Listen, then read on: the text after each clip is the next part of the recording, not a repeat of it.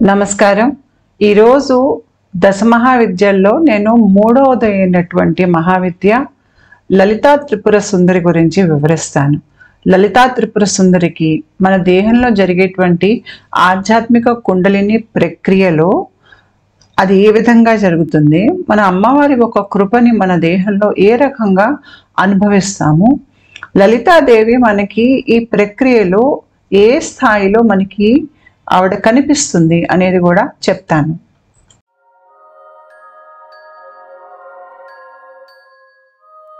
నేను ఇప్పటికీ 2 మహావిద్యల గురించి మాట్లాడి ఉన్నాను. ఇది మీకు దశ మహావిద్యల ప్లేలిస్ట్లో మీకు తారాదేవిది, కాళీమాతది కనిపిస్తుంది. ఈ రోజు నేను చెప్పబోయేది లలిత త్రిపుర సుందరి గురించి చెప్తున్నాను. నేను ఇక్కడ దశ మహావిద్యల్ని ధృవాలుగా పోల్చి చెప్తున్నా కదా. ఇక్కడ ధృవాలు వచ్చేది సృష్టి, తర్వాత లయం. సృష్టి లయం మధ్యలోనే మనకి జీవితం అనే కథ నడుస్తుంది. కాబట్టి లలితా పరమేశ్వరి విషయంలో ధృవాలను నేను సృష్టి, ఇంకో ధ్రువం ఏమో లయంగా చెప్తున్నాను. లలిత త్రిపుర సుందరి అంటే ఎవరు అంటే ఆవిడ ఆది పరాశక్తి. ఆవిడే సృష్టి, స్థితి, లయకి కారకురాలు. ఈవిడ ఉపాసన వల్ల మనకి శక్తిపాతం లాంటిది లభించటం, అంతేకాకుండా మనకి జ్ఞానం అనేది లభించటం, ఆధ్యాత్మిక ఎదుగుదల, మోక్షం అనేది అమ్మవారి కృప వలన మనకి లభిస్తుంది. ఈవిడ ఉపాసన శ్రీ విద్యా పద్ధతిలో చేస్తారు. ఈ పద్ధతిలో ఏంటంటే మనం సాధన చేసినప్పుడు మనలో ఉన్నటువంటి బ్రహ్మజ్ఞానాన్ని మనం పొందుతాం, అంతేకాకుండా మనమే బ్రహ్మం అన్న సంగతి మనం గ్రహిస్తాం. అయితే ఆది పరాశక్తి ఈ విశ్వంలో కనిపించేటువంటి సమస్తము ఆవిడే. అయితే ఇక్కడ లలిత రూపంలో ఈవిడ ఎక్కువగా ఈవిడ ఒక ఆటలాడేటువంటి, అంటే ఒక లీలా వినోదం లాంటి ఒక ఎలిమెంట్ ఉంటుంది. ఈ లీలా వినోదం ఏమిటి అంటే, మనం ఎప్పుడైతే ఈ జగత్తులో ఉంటో, ఈ జగత్తులో కూరుకుపోకుండా బ్రతుకుతామో, అంటే జీవితాన్ని ఒక ఆటలాగా చూడగలిగి ఒక ఆటలాగా ఆనందంగా ఆడతామో, ఆ స్థితి మనకి లలితా పరమేశ్వరి ఇస్తుంది. ఎప్పుడైతే మనం మన జీవితంలో జరిగిన దుఃఖాలు వీటిలోంచి బయటకు వచ్చేస్తామో, మనకి స్వస్థత అనేది చేకూరుతుందో, అంటే మన లోపల ఉన్నటువంటి భయాల్ని, దుఃఖాల్ని, కోరికల్ని అన్నిటినీ అధిగమించేసామనుకోండి, మనకి జీవితం అంతా అర్థమైపోయింది. అర్థమయ్యేసరికి మనకు కూడా ఎలా అయిపోతుందంటే, మనకు కూడా ఓ పిల్లల్లాగా అయిపోతాం. ఇంకా మనకి జీవితం మొత్తం, అంటే కథ మొత్తం అర్థమయ్యాక ఇంకా మనకి దాంట్లో పెట్టుబడి పెట్టాలా వద్దా, ఎంతవరకు పెట్టాలి, మన జీవితంలో, మన కథల్లో, మన భావోద్వేగాలు, ఇవన్నీ మనకు అర్థమవుతాయి. మనం ఏ రకంగా కర్మ సృష్టించుకుంటున్నాం కూడా మనకు అర్థమవుతుంది. అప్పుడు యోగి ఏం చేస్తారు ఆ స్థాయికి వెళ్ళాక, లేదంటే ఓ జ్ఞాని, వాళ్ళు జీవితంలోకి తిరిగి వచ్చి మళ్ళీ జీవితం అనే నాటకం ఆడతారు.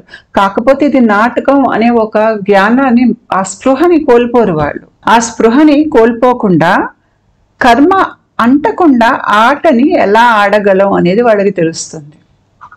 దీంతో ఏంటంటే వాళ్ళు కూడా ఒక స్థాయిలో సృష్టికర్తలు అవుతారు. లలితా పరమేశ్వరి ఈ విశ్వంలో ఉన్నటువంటి అందం, ఈ విశ్వంలో ఉండేటువంటి దైవిక కృప, శక్తి, ఇవన్నీ ఆవిడే. ఇవన్నీ మనలో కూడా ఈవిడిని కొలవటం వలన వస్తాయి.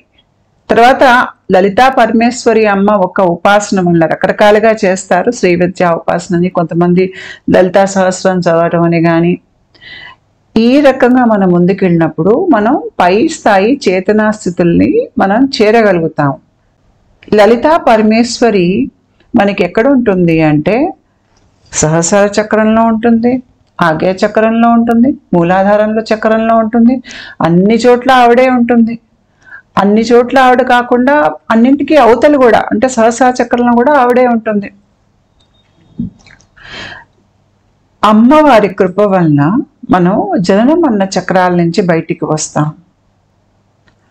మన శరీరంలో 3.5 చుట్లు చుట్టుకున్నటువంటి పాము ఏదైతే ఉందో అది అమ్మవారే. పాము రూపంలో మన లోపల ఉంటారు. ఈవిడ ఆవిర్భావం బండాసురుడు అనేటువంటి ఒక రాక్షసుని సంహరించటానికి, ఈ బండాసురుడు అంటే ఏంటి అంటే మన లోపల ఉండేటువంటి అజ్ఞానం అని కూడా అనొచ్చు.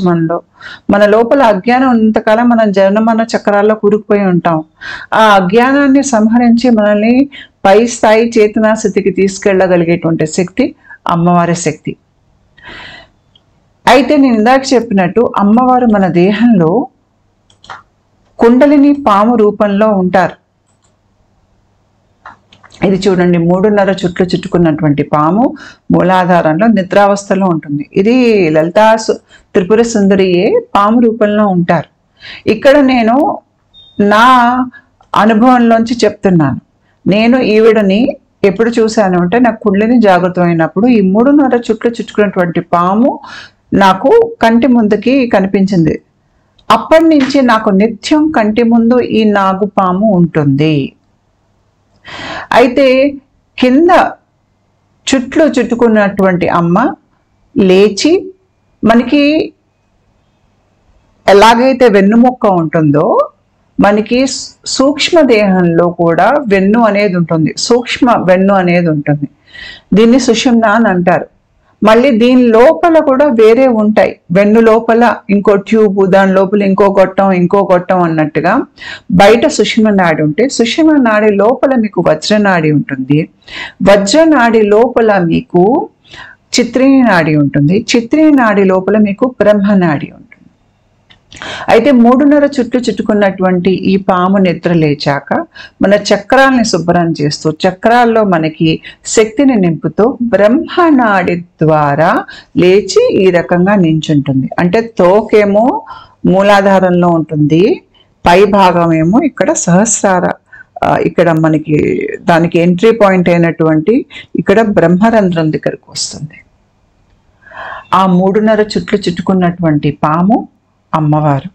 అలా పైకేసి వెళ్తున్నప్పుడు మన చక్ర వ్యవస్థలో ఉన్నటువంటి మన పంచభూతాలు అంటే అందరికీ తెలుసు. మనకి మూలాధారం పృథ్వీతత్వం, స్వాధిష్టానం మనకి జలతత్వం, అగ్నితత్వం ఏమో మణిపుర చక్రం, అనాహతం ఏమో వాయుతత్వం, ఇదేమో ఆకాశతత్వం. ఈ పంచభూతాల మీద ఈవిడకి పూర్తి శాసనం ఉంటుంది. పైకేసి వెళ్తూ మనకి మన దేహంలో ఉన్నటువంటి పంచభూతాలన్నీ మనకు కనిపిస్తాయి. దర్శనాల్లో, కళల్లో మనకి తెలుస్తుంది, నా దేహం తయారైంది పంచభూతాల వల్ల తయారైందని సంగతి నాకు అర్థమవుతుంది. పంచభూతాలు తర్వాత మనస్సు అన్నిటినీ మారుస్తూ ఆవిడ పైకేసి ప్రయాణం చేస్తుంది. అయితే నాకు అమ్మ ఇప్పుడు ఎక్కడుంది అంటే, ఇంచుమించు కొద్దిగా ఈ బ్రహ్మరంధ్రం దిగువ భాగంలో తిరుగుతూ ఉంటుంది. నాకు ఇప్పటికీ అమ్మ నాగుపాము రూపంలోనే కనిపిస్తుంది.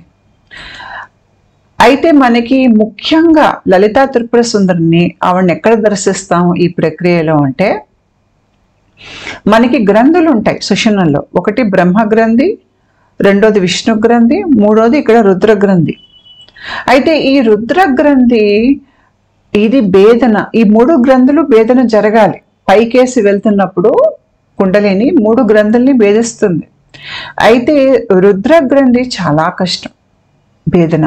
అది కేవలం గురువు ఒక కృపతోనో, అమ్మవారి ఒక కృపతోనో మాత్రమే అది భేదన జరుగుతుంది.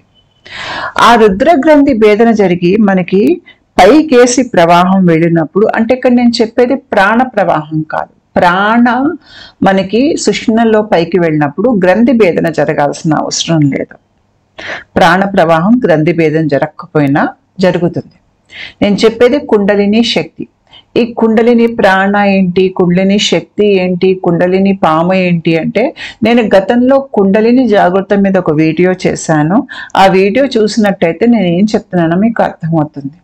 అయితే ఇక్కడ కుండలిని శక్తి నేను చెప్పేది, ప్రాణ కాదు. శక్తి ఏంటంటే, ఏదైతే ఇందాక నేను మీకు కుండలిని పాము చూపించానో, ఈ పాము ఒక్క విద్యుత్ శక్తి. ఆ విద్యుత్ శక్తి పైకి వేసి వెళ్ళాలి అంటే గ్రంథి భేదన చెయ్యాలి. అయితే రుద్ర గ్రంథి భేదన చేశాక పైకేసి వెళ్తుంది కదా శక్తి, అక్కడ అంటే ఇక్కడ ఏమవుతుంది, మీకు చేతనా స్థితి మారిపోతోంది. ఏ రకంగా మారుతోంది అంటే, మనం ఎలా ఆవిర్భావంలోకి వచ్చామన్న సంగతి ముందు మనం అర్థం చేసుకోవాలి. ఇక్కడ మీకు సహస్రార చక్రం కనిపిస్తోంది కుడివైపున. సహస్రార చక్రంలో మీకు ఒక త్రిభుజం కనిపిస్తోంది, త్రికోణం. దాని లోపలేమో మీకు ఒక బిందువు కనిపిస్తుంది. అది సహస్రార చక్రం బిందువు పైన ఉంటుంది సహస్రార చక్రం. ఆ బిందువు లోంచే మీకు మొత్తం సృష్టి ఆవిర్భావం కిందకేసి వస్తుంటే అవుతుంది. ఆ బిందువులోంచే మీకు చైతన్యం అనేది వస్తుంది. చైతన్యం కాస్త కిందకి, అంటే ఈ స్థాయి నుంచి కిందకి దిగి ఇక్కడికి వచ్చినప్పుడు అది విభజన చెందుతుంది. అది మనస్సుగా, ప్రాణగా రెండుగా విభజన చెందుతుంది. మనస్సు అంటే అందరికీ తెలుసు. ప్రాణ అంటే ఏంటి? మన దేహంలో మనం ఊపిరి పీల్చుకుంటాం. ప్రాణమయ కోశం మన దేహం శ్వాస మీద నడుస్తుంది. మనకి కోశాలు అనేవి ఉంటాయి. ఇక్కడ చూడండి, బయట ఉన్నది అన్నమయ కోశం అంటే భౌతిక దేహం, లోపల ఉన్నది ప్రాణమయ కోశం. ఇక్కడ మనకి ప్రాణ కదలికలు, కుండలిని, చక్రాలన్నీ ఇక్కడే ఉంటాయి. మీ దేహంలో నాడుల్లోంచి ప్రాణ ప్రవాహం మీకు అనుభవంలోకి వస్తుంది కదా, అది ఇదే. దాని లోపల మీకు మనోమయ కోశం అంటే భావోద్వేగాలు అన్నీ ఇక్కడే ఉంటాయి మనవి. తర్వాత విజ్ఞానమయ కోశం అంటే ఆలోచనలు, మనలో పై స్థాయి జ్ఞానం, బుద్ధి అన్నీ ఇక్కడే ఉంటాయి. దాని లోపల ఉన్నది ఆనందమయ కోశం అంటే మనం ఆనంద స్థితులు ఏవైతే అనుభవిస్తామో అది ఇక్కడి నుంచే వస్తుంది.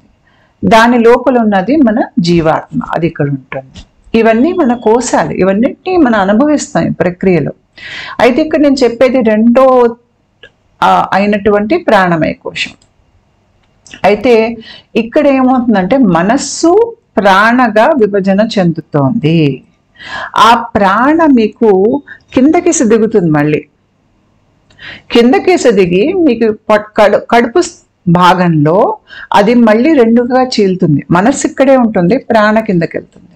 ఇక్కడ ప్రాణ మీకు కడుపు భాగంలో ప్రాణ అపానగా మీకు మళ్ళీ విభజన చెందుతుంది. ప్రాణ పైకేసి వెళ్తుంది, అపాన కిందకేసి వెళ్తుంది. మళ్ళీ ఇంకా విభజన చెంది మీకు ఏవైతే మనకి పంచ ప్రాణాలు ఉంటాయో లేదంటే వాయువులు ఉంటాయి మన దేహంలో, ప్రాణ, అపాన, ఉదాన, సమాన, వ్యాన, అవి కాకుండా మళ్ళీ ఇంకా చిన్న వాయువులు ఉంటాయి. ఇన్ని రకాలుగా విభజన చెందుతుంది. ఈ వాయువులు మనకి దేహంలో ఉండటం మూలంగానే మన దేహంలో రకరకాల చర్యలు భౌతిక దేహంలో జరుగుతాయి. అంటే ఈ వాయువులు మనస్సుకిను శరీరానికి మధ్యలో అవి పనిచేస్తాయి అన్నమాట. వాటి ప్రభావం మన శరీరం మీద ఉంటుంది, ఆరోగ్య స్థితి మీద ఉంటుంది, మన మనస్సు మానసిక స్థితి మీద కూడా ఉంటుంది. ఈ ప్రాణ కదలటం బట్టి సరిగ్గా కదలలేదనుకోండి మనకి రుగ్మతలు వస్తాయి, రోగాలు వస్తాయి. సో మీకు ప్రాణ పైకేసి వెళ్తుంది, అపాన కిందకేసి వెళ్తుంది. ప్రాణ పైకేసి వెళ్ళినప్పుడు ఇప్పుడు మనం ఊపిరి పీల్చుకుంటాం. మనం ఊపిరి లోపలికి పీల్చుకున్నప్పుడు ఏమవుతుంది, ఇలా ప్రాణ అపాన ఇలా ఉన్నాయనుకోండి కడుపు భాగంలో, మీరు ఊపిరి లోపలికేసి పీల్చుకున్నారు. పీల్చుకున్నప్పుడు మీ కిందకేసి దిగుతుంది మీ డయాఫ్రమ్. దిగినప్పుడు మీకు ప్రాణ అపానాన్ని కిందకి తోస్తుంది ఇలాగా. మళ్ళీ ఊపిరి వదిలేసినప్పుడు అపాన ప్రాణ ఇట్లా పైకి వెళ్తాయి, కిందకి పైకి, కిందకి పైకి ఇలాగా వెళ్తూ ఉంటాయి అన్నమాట. ప్రాణ కిందకి నొక్కినప్పుడు అపాన కిందకి వెళ్తుంది. మళ్ళీ మీకు ఊపిరి వదిలేస్తారు కదా, అప్పుడు మళ్ళీ అపానాను ప్రాణ పైకి వస్తాయి. అలా పైకి కిందకి పైకి కిందకి మీకు ఏమవుతుందంటే జీవుడు అనేవాడు ఊపిరి పీల్చుకోవటం మొదలు పెడతాడు. శ్వాస అనేది తీసుకుంటున్నారు మీరు, ఒక మెకానిజం మీ శరీరంలో వచ్చింది. ఇదంతా ఎక్కడి నుంచి వచ్చింది అంటే ఆ సహస్రార చక్రంలో ఉన్న బిందువు నుంచే వచ్చింది. ఆ బిందువు మీకు కిందకు వచ్చే కొద్దీ అది రూపం మారుతుంది. దాంట్లో స్థూలత్వం పెరుగుతుంది. స్థూలత్వం పెరిగే కొద్దీ అంటే డెన్సిటీ అనేది పెరుగుతుంది. ఇట్ బికమ్స్ గ్రాసర్ అంటారు. సో అది స్థూలత్వం పెరిగే కొద్దీ, బరువు పెరిగే కొద్దీ, అది కిందకు వచ్చే కొద్దీ దాని రూపం మారుతూ వస్తుంది. ఇప్పుడు ఆధ్యాత్మిక ప్రక్రియ ఏంటి అంటే దీని నుంచి మళ్ళీ వెనక్కి మనం బిందువుకేసి వెళ్ళే ప్రయాణమే ఆధ్యాత్మిక ప్రక్రియ. ఇదంతా చేసి అమ్మవారు పాము రూపంలో మీకు మూలాధారంలో వెళ్ళి నిద్రిస్తుంది. ఇవన్నీ చేస్తూ ఉన్నప్పుడు మనకి చక్రాలు అనేవి వస్తాయి, మనకి పంచమహాభూతాలు మనకి దేహంలో ఉండి మనకి ఈ దేహాన్ని నడిపించడానికి అన్నట్టుగా అవి సంసిద్ధంగా ఉంటాయి. ఈ కిందకు వచ్చేటప్పుడు ఇవన్నీ జరుగుతాయి అన్నమాట. ఇప్పుడు పైకేసి తిరిగి వెళ్ళే ప్రయాణమే ఆధ్యాత్మిక ప్రయాణం. ఆ పైకేసి తిరిగి వెళ్ళేటప్పుడు ముందు ఏమవుతుంది, ఏదైతే ప్రాణ అపానగా విడిపోయిందో ప్రాణ, ఆ రెండు మళ్ళీ కలుస్తాయి. కలిసినప్పుడు మీకు సుషుమ్న నాడిలోంచి ప్రాణ ప్రవాహం పైకి వెళ్తుంది. ఇక్కడికి వచ్చినప్పుడు ఏమవుతుంది, ఆ ప్రాణ మనస్సు రెండు ఇక్కడ కలుస్తాయి. కలిసి అవి చైతన్యంగా మారుతాయి. చిత్ ఆర్ కాన్షియస్నెస్ గా అవి మారుతున్నాయి. ఆ మారేటప్పుడే మీకు లలితా త్రిపుర సుందరి మీ కళ్ళ ముందు దర్శనం ఇస్తుంది. ఇది మీకు కుండలిని జాగృతంలోనూ అవుతుంది. పైనుంచి శక్తిపాతం జరిగే వాళ్ళు ఉంటారు చూడండి, వాళ్ళకు కూడా లలితా పరమేశ్వరి ఇక్కడే కనిపిస్తుంది.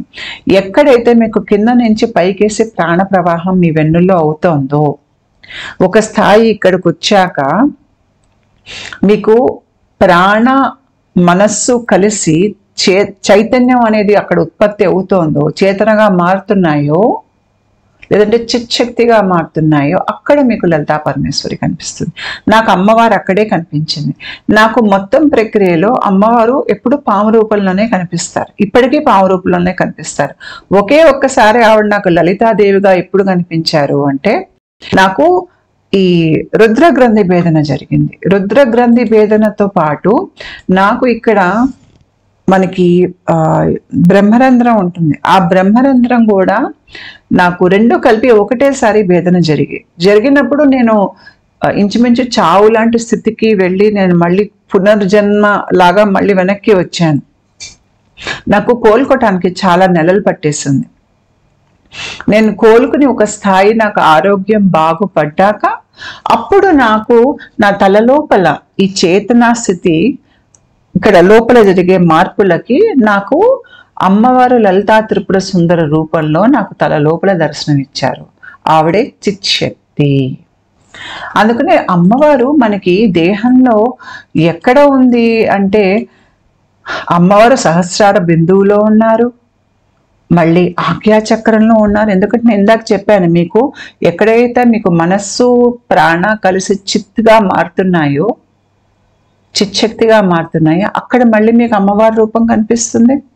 మళ్ళీ మూలాధారంలో అమ్మవారు మనకి పాము రూపంలో కనిపిస్తుంది. ఇది కుండలిని జాగృతమైన వాళ్ళకి కనిపిస్తుంది మూలాధారంలో పాము.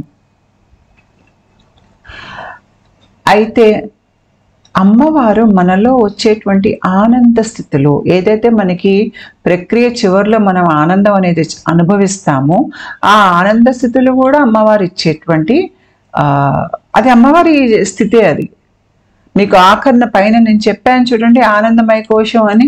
ఆనందమయ కోశంలో మనం ఆనందాన్ని అనుభవిస్తాము అని చెప్పాను కదా.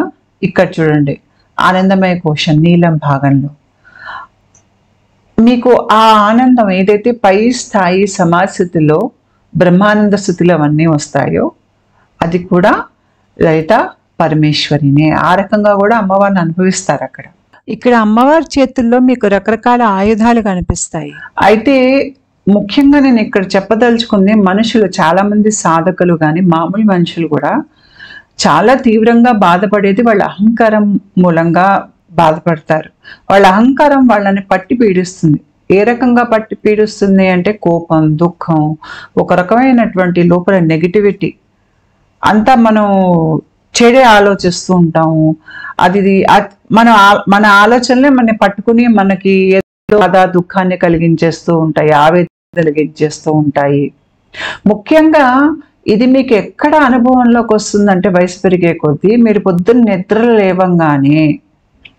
నిద్ర లేవంగానే మనిషి నిద్రలో ఏంటి, గాఢ నిద్రలో మనం ఆనంద స్థితిలో ఉంటాం. గాఢ నిద్ర నుంచి లేచి కాస్త మీరు మంచం మీదే ఉండంగా ఒక 2 నిమిషాలు తర్వాత ఏమవుతుందంటే, చాలా మందిలో వెంటనే కోపానికి సంబంధించి, దుఃఖానికి సంబంధించి, వాళ్ళు ఏదో బాధితులుగా, వాళ్ళు ఏదో బాధపడ్డవి, మనసు గాయపెట్టిన విషయాలన్నీ అప్పుడు గుర్తుకొస్తాయి. ఉద్రేకం వచ్చేస్తుంది. చాలా మందిలో నేను గమనించేది పొద్దున వస్తుంది నిద్రలేచాక, అప్పుడే ఎక్కువ మనం అనుభవిస్తాం దాన్ని. ఇది ఇంచుమించు మనకి ఆధ్యాత్మిక ప్రక్రియ మొదలయ్యి ఇంచుమించు ఆఖరి స్థాయికి వస్తున్నప్పుడు, అంటే మన దేహంలో చక్రాలు శుభ్రపడిపోయి మన లోపల దిగు అహంకారానికి సంబంధించినటువంటివి ఇంచుమించు అన్ని చెరిగిపోయాక ఆఖరిలో మనం తక్కువ అనుభవిస్తాం. మనకి పొద్దున్న నిద్ర లేవంగానే 1-2 అట్లా కోపం సంబంధించిన ఆలోచనలు వచ్చినా వెంటనే అవి తొలగిపోతాయి. తొలగిపోయి ఒక రకమైనటువంటి తీపి మనకి పొద్దునే అనుభవంలోకి వస్తుంది. ఆ తీపి ఏంటి అంటే అది మనస్సు ఒక్క తీపి. మనసు అసలు తత్వం సాత్విక తత్వం ఎవరికైనా కూడా.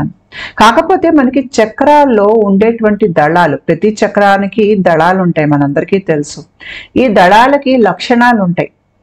ఈ లక్షణాల్లో చాలా లక్షణాలు జంతు ప్రవృత్తికి సంబంధించి, క్రోధానికి, కామానికి, లోభానికి, రకరకాలవి మనకి లక్షణాలు మన చక్ర దళాల్లో ఉంటాయి. మంచి ఉంటాయి, చెడు ఉంటాయి. అవన్నీ అక్కడ ఉన్నాయి కాబట్టి ఈ రకరకాల భావోద్వేగాల్ని అనుభవించగలిగే శక్తి మనలో ఉంటుంది. ఒకవేళ చక్ర దళాల్లో ఈ శక్తి లేదనుకోండి, మనం వాటిని అనుభవించలేము. అయితే ప్రక్రియ మొదట్లో ఏంటంటే దిగువ చక్రాల్లో ఇంకా చాలా శక్తి ప్రవాహం ఉంటుంది. పైగా దిగువ చక్రాలు ఇంకా శుభ్రపడలేదు కాబట్టి మనలో ఎక్కువగా ఇలాంటి చెడు భావోద్వేగాలు, బాధ పెట్టేవి, దుఃఖ పెట్టేవి, అహంకారం ఈ రకంగా మనల్ని పీడిస్తుంది. ఒక స్థాయిలో మనకి దిగువ చక్రాలన్నీ శుభ్రపడిపోయాక, అంటే ఇది ఎక్కడవుతుంది, అమ్మవారు మీకు పాము రూపంలో లేచి పైకి నిలబడినప్పుడు, ఆవిడ శక్తి మూలాధారం నుంచి పైకేసి వెళ్తున్నప్పుడు మీకు ప్రతి చక్ర స్థాయిలో ఉన్నటువంటి ఆ చక్రం మీద, అక్కడ దళాల మీద, అక్కడ ఉన్నటువంటి భూతాలు, పంచభూతాలు ఉంటాయి కదా, పంచభూతాల మీద మీకు పట్టు అనేది ఇస్తుంది. మనకి ఎంతైతే ఆధ్యాత్మికంగా ఎదుగుతామో కింద చక్రాల శక్తి మన మీద తగ్గుతుంది. ఇంకా మనం వాటి ఆధీనంలో ఉండకపోయేసరికి ఏమవుతుందంటే మనకి పొద్దున నిద్ర లేచాక ఆ పై స్థాయిలో మనకి ఏమవుతుందంటే, పొద్దున్న నిద్ర లేచాక మనకి మామూలుగా ఏ మనిషికి అయితే నిద్ర లేచిన కాసేపటికి కోపమో దుఃఖమో వస్తుంది గుర్తుకి, అది మనకి రాదు. రాక మనకి ఏంటంటే ఆ మనస్సులో ఉన్నటువంటి తీయతనం. అందుకని అమ్మవారి చేతిలో చూడండి చెరుకు ఉంటుంది. ఆ చెరుకు ఏంటి అంటే ఆనంద స్థితి. ఆ ఆనంద స్థితి ఎప్పుడు వస్తుంది మనకంటే మనసు సాత్వికంగా అయినప్పుడు వస్తుంది. ఈ సాత్వికంగా మనసు అవ్వాలి అంటే మన చేతనా స్థితి పెరగాలి. అది ఎలా పెరుగుతుంది? అమ్మవారి సాధనతో పెరుగుతుంది. ఆవిడ మీకు చూపిస్తోంది, నీ మనస్సుకి ఆనందాన్ని అనుభవించగలిగేటువంటి శక్తి ఉంది, నీలో ఇంత తీయతనం ఉంది. కాకపోతే ఇంత తీయతనం ఉంది మనలో అనే సంగతి మనకి అహంకారం ముసుగులో ఉన్నప్పుడు మనకి తెలియదు. కానీ ఎప్పుడైతే అమ్మ కరుణ మనకి లభిస్తుందో మన లోపల ఉన్న తీయతనం మనకి తెలుస్తుంది. ఇది ఎలా తెలుస్తుందంటే, మన లోపల ఉన్నటువంటి బండాసురుడు, ఏదైతే అమ్మవారు బండాసురుడిని వధిస్తాడో ఆ బండాసురుడు మన లోపల మన నెగిటివిటీగా ఉంటాడు. మన లోపల ఉన్నటువంటి నెగిటివిటీని అమ్మవారు బండాసురుణ్ణి వధించినట్టుగా వధించేస్తారు. ఇది ఎలా అంటే దేవి ఉపాసన వల్ల. నిత్యం ఆవిడ సేవలో మన నిమగ్నులయ్యి లలితా సహస్రము మీకు తోచిన విధంగా, లేదంటే శ్రీ విద్యా ఉపాసన పద్ధతుల వలన, ఆవిడ శక్తి వలన మన మనస్సు దేహం రెండు స్వస్థత పొందుతాయి. అమ్మవారి శక్తి ఎలాంటి శక్తి అంటే, ఇది మన దేహంలో ప్రతి కణాన్ని చేరేటువంటి శక్తి. అది ఎలాగో నేను కాసేపు తర్వాత మీకు వివరిస్తాను. అంతేకాకుండా కణాల మధ్యలో ఉండేటువంటి ఖాళీ జాగాని కూడా చేరగలిగేటువంటి శక్తి అమ్మవారి శక్తి. అంటే కణం ఉన్న చోట, కణం లేని ఖాళీ జాగాలో కూడా ఆవిడ శక్తి పనిచేస్తుంది. దాని మూలంగా మనం ఎన్నో జన్మల కర్మల నుంచి మనం విముక్తి అనేది పొందుతాం. ఈవిడ శక్తి చాలా సున్నితమైనటువంటి శక్తి. ఈ శక్తిలో మనకి చంద్రుడి ఒక్క స్వస్థతనిచ్చేటువంటి శక్తి ఉంటుంది. ఈవిడ మన దేహంలో మన ఆత్మ అంటే ఏంటి? వెలుగు. ఆ వెలుగుని పెంచుతారు. ఆ వెలుగు పెరిగే కొద్దీ మనం ఏంటో మనకు అర్థమవుతుంది. అమ్మవారిని ఆవిడ పూర్ణచంద్రుడు అని అంటారు. ఆ పూర్ణచంద్రుడు ఒక శక్తే తల్లి. అలా ఉండటం మూలంగా ఆవిడ ప్రభావం మన దేహంలో వెలుగుని పెంచేటువంటి ఒక హార్మోన్ ఉంది, సెరటోనిన్ అని. అంటే ఆ సెరటోనిన్ హార్మోన్ మనలో ఉత్పత్తి అయ్యే కొద్దీ మన లోపల చేతనా స్థితి పెరిగి మన వెలుగు మనకి తెలుస్తుంది. ఆ హార్మోన్ని అమ్మవారు పెంచుతారు ఆవిడ ఉపాసన మూలంగా. ఈవిడ ఉపాసన సమయాచార పద్ధతుల్లో చేస్తారు. ఈ సమయాచార పద్ధతుల్లో ఏంటంటే వాళ్ళ పద్ధతి ఉంటుంది. ఇవి రకరకాల చక్రాల మీద ధ్యాస పెట్టి, అంటే ఇది గురువు గారి పర్యవేక్షణలోనే చెయ్యాలి. ఈవిడ్ని మనం ప్రక్రియలో ఆనందమయ స్థితులుగా అనుభవిస్తాం. సహస్రార చక్రంలో పరమశివుడు ఉంటాడు. పరమశివుడు మీరు అనంతం, ఒక రూపం లేనివాడు, శుద్ధ చైతన్యం అనుకుంటే, ఈ జీవుడు వెళ్ళి ఆ పరమాత్మతో ఐక్యం అవటం, అంటే జీవాత్మ పరమాత్మ ఐక్యం అవటం, ఇదే మనకి మోక్షం. ఇలా మనం ఐక్యమైనప్పుడు మనలో పరిధి పరిమితి అన్నీ కరిగిపోతాయి. మనలో ఉన్నటువంటి అజ్ఞానం మొత్తం పోతుంది. ఇదే స్థితిలో మనలో ఉన్నటువంటి ఈ సహస్రార చక్రం అనేది చక్కగా అది విచ్చుకొని ఉంటుంది. అది చక్కగా విచ్చుకొని దాని దళాలన్నీ చక్కగా పనిచేస్తున్నాయి. మీకు పైన సహస్రార చక్రానికి కింద చక్రాలకి మీకు కనెక్షన్ ఏర్పడింది అంటే మనం దివ్యాత్మలుగా మారిపోతాము. అంటే మనలో ఉన్నటువంటి పశుతత్వాన్ని అంతా మనం అధిగమించామనుకోండి, మనమే దివ్యాత్మలుగా మారిపోతామన్నమాట. అయితే ఆఖరికి మనకి ఆధ్యాత్మిక ప్రక్రియ ఆఖరికి ఏమవుతుందంటే, ఈ కుండలిని వెళ్ళి సహస్రార చక్రంలో ఉన్నటువంటి పరమశివుడిలో కలిసిపోతుంది. కలిసిపోయినప్పుడు మనం ఏకత్వాన్ని అనుభవిస్తాం. మనలో ద్వంద్వం ఉండదు. అంటే నేను వేరు, భగవంతుడు వేరు అనేది ఏకత్వంలోకి వచ్చేస్తాం. వచ్చేసరికి మన దేహంలోకి అమృత అనేది కారటం మొదలు పెడుతుంది. దీంతో మనం చాలా ఆనంద స్థితుల్లోకి వెళ్ళిపోతాము. అమ్మవారిని మీరు రూపం కనుక చూసారంటే ఇంకా ఆవిడ చేతుల్లో ఇంకా మీకు పాశం ఉంటుంది, అంకుశం ఉంటుంది. మళ్ళీ మీకు ఆవిడ దగ్గర బాణాలు, పూల బాణాలు 5 ఉంటాయి. అయితే ఈ ఆయుధాలన్నీ అర్థం ఏంటి అంటే, నేను చెప్పాను అమ్మవారే సృష్టికర్త, అమ్మవారే లయకారకురాలు. అంటే మిమ్మల్ని బయట లోకంలో ఈ నాటకాన్ని అనుభవించటానికి, నాటకంలో కట్టిపడేసేదే ఆవిడే. మీకు మోక్షం కావాలి అనుకున్నప్పుడు దీంట్లోంచి విడుదల ఇచ్చేదే ఆవిడ. మీ జీవితంలో మీ ఆధ్యాత్మిక ప్రక్రియకి ఏవైనా అడ్డంకులుంటే తొలగించేది ఆవిడ. పైగా మీవి ఏదైతే మీ జ్ఞానేంద్రియాలు ఏవైతే ఉన్నాయో వాటిని లోపలికేసి తిప్పటం. అంటే మనకి అనుకోండి, మనకి దృష్టి అంతా బయట లోకం మీదే ఉంటే మన అంతర్ముఖలం అవ్వలేం. చెవులు ఎంతసేపటికి పక్క వాళ్ళు ఏం చెప్తున్నారో వినే ధోరణిలోనే ఉన్నాయనుకోండి, అప్పుడు మనం మన లోపల అంతరంగాన్ని మనం వినలేం. కాబట్టి మనకు ఉన్నటువంటి 5 జ్ఞానేంద్రియాలు అంటే చూడగలిగేటువంటి శక్తి, మీకు వాసన పీల్చగలిగేటువంటి శక్తి, రుచి చూడగలిగేటువంటి శక్తి, వినికిడి, స్పర్శ, ఇవన్నీ లోపలికేసి తిరుగుతాయి. ఈ శక్తి బయటికేసి ప్రవహించినంత కాలం మీరు ఆధ్యాత్మికంగా ఎదగలేరు. ఇవి లోపలికేసి తిరగాలి.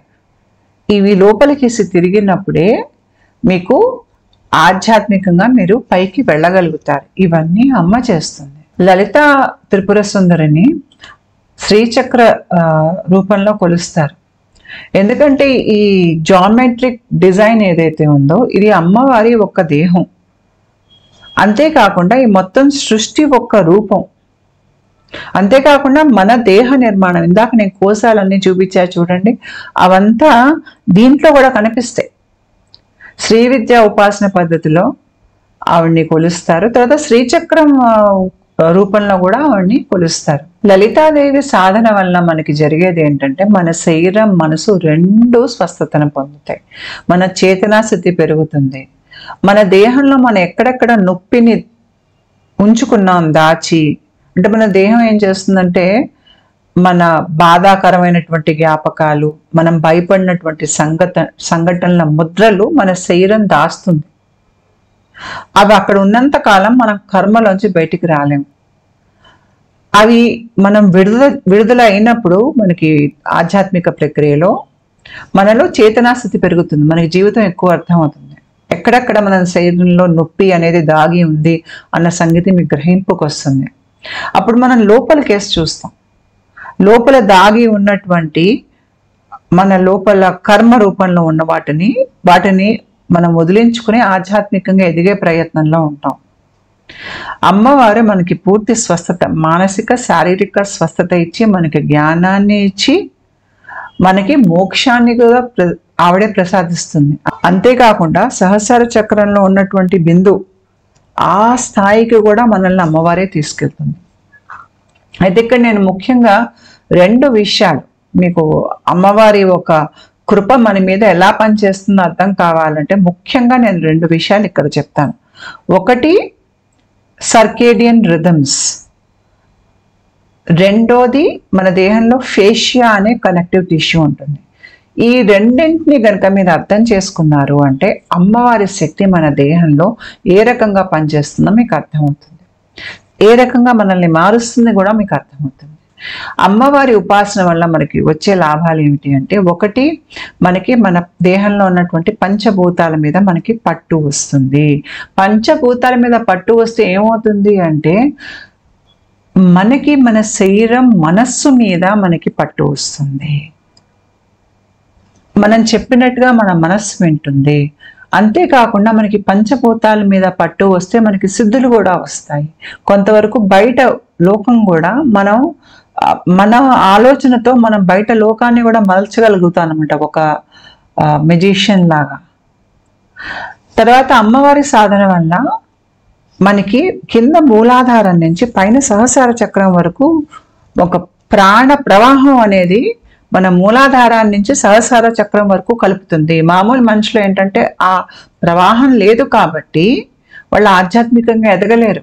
మన ఆధ్యాత్మిక సాధన చేసేందుకు మన మూలాధారం వెళ్ళి మనకి సహస్రంతో మనకి కింద నుంచి పై వరకు ఇట్లా ప్రాణ ప్రవాహం కనెక్షన్ ఏర్పడాలి. ఆ ఏర్పడినప్పుడు ఏమవుతుందంటే మనం ఇంకా మోక్షం అనేది వచ్చేస్తుంది మనకి. మనం ఇంకా జనమరణ చక్రాల్లోంచి బయటకు వచ్చేస్తాం. తిన్నగా మనకి ఆ సహస్ర చక్రంలో ఉన్న బిందువు పరమశివుడితో మనకి లింక్ వచ్చేస్తుంది. కాబట్టి అది మనకి లలితా పరమేశ్వరి చేస్తుంది. తర్వాత మనకి శరీరంలో న్యూరల్ పాత్వేస్ మారాలి. మనం గతంలో ఆలోచించినట్టుగా మనం ఇప్పుడు ఆలోచించకూడదు, నేను మనిషిని మారిపోవాలి అనుకున్నట్టయితే ఈ మార్పు మన దేహంలో కూడా జరగాలి. ఏ నాడుల్లోంచి అయితే శక్తి ప్రవాహం జరుగుతోందో మనకు అలాంటి ఆలోచనలే వస్తాయి. మనం ఆలోచించినప్పుడల్లా ఒక నర్వస్ కనెక్షన్లోంచి మనకి శక్తి ప్రవాహం అనేది వెళ్తోంది. ఇప్పుడు దాని స్థానంలో మీరు ఏ మార్పు అయితే కోరుకుంటున్నారో అలా కొత్త నర్వస్ కనెక్షన్స్ మీ శరీరంలో ఏర్పడి అటువైపు నుంచి మీకు శక్తి ప్రవాహం ఏర్పడినప్పుడు మీరు పాత ఆలోచించే విధానంలోంచి బయటకు వస్తారనమాట. ఇదంతా లలితా పరమేశ్వరి చేస్తుంది ఆవిడ ఉపాసన వల్ల. తర్వాత మీ చేతనా స్థితి పై స్థాయి నుంచి పనిచేస్తుంది. దిగువ చక్రాల పట్టు మీ మీద అది పోతుంది. దిగువ చక్రాలు ఇంచుమించు వాటిలో ఉన్నటువంటి ఆ పశుతత్వాన్ని అవి వదిలేసేసి ఇంచుమించు చక్రాలు మీకు ఇన్యాక్టివ్ లాగా అయిపోతాయి అన్నమాట. అంటే పశుతత్వాన్ని అంతా దాంట్లోంచి వెళ్ళిపోయి కొద్దిగా శక్తి తగ్గినట్టుగా ఉంటాయి అవి. అంటే పశుతత్వానికి సంబంధించినటువంటి శక్తి తగ్గుతుంది వాటిలో ఉండి. మీరు ఇప్పుడు ఎక్కువ పై స్థాయి చేతనా స్థితి నుంచి, అంటే పై చక్రాల స్థాయి నుంచి మీరు ఆలోచిస్తారు. ఇక్కడ మనకి విశ్వానికి సంబంధించినటువంటి మనస్సు, యూనివర్సల్ మైండ్ అనేది ఇక్కడ ఉంటుంది. దాని నుంచి ఎక్కువ మీరు ఆలోచిస్తారు. అందుకనే ఈ మనిషిలో బుద్ధి జ్ఞానం అనేది చాలా ఎక్కువగా ఉంటాయి. వీళ్ళు మొత్తం దేహ నిర్మాణం అర్థం చేసేసుకున్నారు, మనసు ఎలా పనిచేస్తుందో అర్థం చేసేసుకున్నారు. ఈ జ్ఞానం అంతా అమ్మవారు ఇచ్చింది. వాళ్ళు సహస్ర చక్రం వరకు వెళ్ళారు, వెనక్కి వచ్చి లోకాన్ని చూస్తున్నారు. కానీ ముందు వాళ్ళు లోకాన్ని చూసిన దానికి ఇప్పుడు చూసిన దానికి పూర్తి భిన్నంగా ఉంటుంది. ఇప్పుడు ఈ మనిషికి కర్మ రుణాలు ఎలా వస్తాయో తెలుసు, ఈ మనిషికి పంచభూతాలు ఎలా పనిచేస్తాయో తెలుసు, అన్నిటి మీద పట్టు వచ్చింది. కాబట్టి ఈ స్థాయిలో ఈ మనిషి ఏంటంటే జీవితాన్ని ఒక ఆటలాగా చూస్తాడు, లీలా వినోదంలా చూస్తాడు. అమ్మవారు లలితా త్రిపుర సుందరి, ఆవిడకి జీవితం అంటే ఒక ఆట. ఆ స్థాయికి మనల్ని తీసుకెళ్తుంది అమ్మ. అంటే ఇంకక్కడ మీకు బాధ అంటదు, దుఃఖం అంటదు, ఇవన్నీ మీకు ఏవి మీకు అంటవి ఇంకా ఆ స్థాయిలో. ఆ స్థాయికి తీసుకెళ్ళి మీరు మళ్ళీ తిరిగి ఆ స్థాయి నుంచి వచ్చి మీరు ఒక మామూలు మనిషిలా బ్రతికినా మీరు కర్మ రుణాల్లో కూరుకోపోకుండా బ్రతకగలుగుతారు. జీవితం ఒక ఆట అన్న సంగతి మీరు గ్రహిస్తారు, మర్చిపోరు మీరు అది. దానివల్ల ఏమవుతుందంటే మీరు మామూలు మనిషిలా బ్రతికినా మీకు వచ్చేసిన తర్వాత మనిషిలా బ్రతికినా కూడా ఒక లీలా వినోదంలాగా లోకాన్ని చూస్తారు. అంటే లోకంలో బ్రతుకుతో లోకంలో మీరు దాంట్లోకి పూర్తిగా కూరుకోకుండా బ్రతుకుతున్నారనమాట. అంతేకాకుండా ఈ లోకం రకరకాల స్థాయిల్లో ఉందని, రకరకాల పొరలు ఉన్నాయని, ప్రతి పొర ఏ రకంగా పనిచేస్తుందో మీరు దాని మీద పూర్తి పట్టు వస్తుంది. మీ గతంలో మీ జీవితంలో జరిగిన విషయాలు ఏవైతే మీ మనసు మీద గాఢంగా ముద్రలు వేశాయో, సంస్కారాలు, వాసనలు, తర్వాత వికల్పాలు అంటే మన ఊహలు, ఇది కావాలి, అది కావాలి, అది జరిగిపోతుందేమో అనేటువంటి ఊహలు, ఇవన్నిటిని అమ్మ తీసేస్తుంది. ఇవన్నీ ఉన్నంతకాలం మనకి మోక్షం ఉండదు. వీటిని వదిలించుకోవటమే చాలా కష్టం. అమ్మవారు ఇవన్నీ తీసేస్తుంది. అంతేకాకుండా మనకి జనన మరణ చక్రాల నుంచి విముక్తి కలిగిస్తుంది. మనల్ని ఒక విశ్వాత్మగా లలిత. అయితే నేను చెప్పాను సర్కేడియం రిథమ్స్, తర్వాత మన శరీరంలో ఉన్నటువంటి ఫేషియా అనేటువంటి కనెక్టివ్ టిష్యూ, ఈ రెండింటిని మనం చూసి ఇవి ఎలా పనిచేస్తాయో అర్థం చేసుకుంటే మనకి లలితా పరమేశ్వరి ఒక్క సాధన మన దేహం మీద ఏ రకంగా పనిచేస్తుంది అనేది మీకు పూర్తిగా అర్థమవుతుంది. సర్కేడియన్ రిథమ్ అంటే ఏంటి అంటే మన శరీరం లోపలే ఒక బయాలజికల్ క్లాక్ ఉంటుంది. అంటే మన శరీరం లోపల గడియారం ఉంటుంది. దాన్ని బట్టి మనకి నిద్ర వస్తుంది, రోజు అదే వేళకు పడుకుంటాం, మనకి మెలకు వస్తుంది, రోజు అదే సమయానికి లేస్తాం, ఏదో గంట కొట్టినట్టు, ఎవరో లేపినట్టు. మనకి ఎలా తెలుసు పొద్దున 6 అయిందని? మన శరీరం లోపల ఒక గడియారం ఉంది, ఆ గడియారం మనల్ని లేపుతుంది, 6 అయిందని. ఈ సర్కేడియం రిథమ్స్ ఇదే మన లోపల ఉన్నటువంటి గడియారం.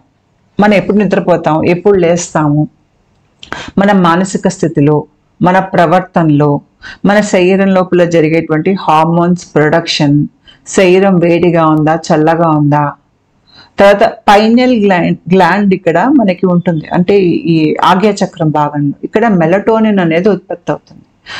ఈ మెలటోనిన్ ఉత్పత్తి అవటం చాలా ముఖ్యం మన ఆధ్యాత్మికంగా ఎదిగేటప్పుడు. అందుకనే మీరు పూర్వం యోగుల్ని చూస్తే వాళ్ళు చీకటి గదుల్లో వాళ్ళు ధ్యానాలు చేసేవారు, చాలా ధ్యానాలు చేసేవారు చీకటి గదుల్లో. ఎందుకు అంటే ఆగ్య చక్రం జాగృతం అవటానికి. ఆ జాగృతమైనప్పుడు ఏమవుతుంది, మనకి మెలటోనిన్ అనేటువంటి హార్మోన్ ఉత్పత్తి అవుతుంది. ఈ మెలటోనిన్ అనే హార్మోన్ ఉత్పత్తి అయినప్పుడు మనకి దర్శనాలు అనేవి జరుగుతాయి.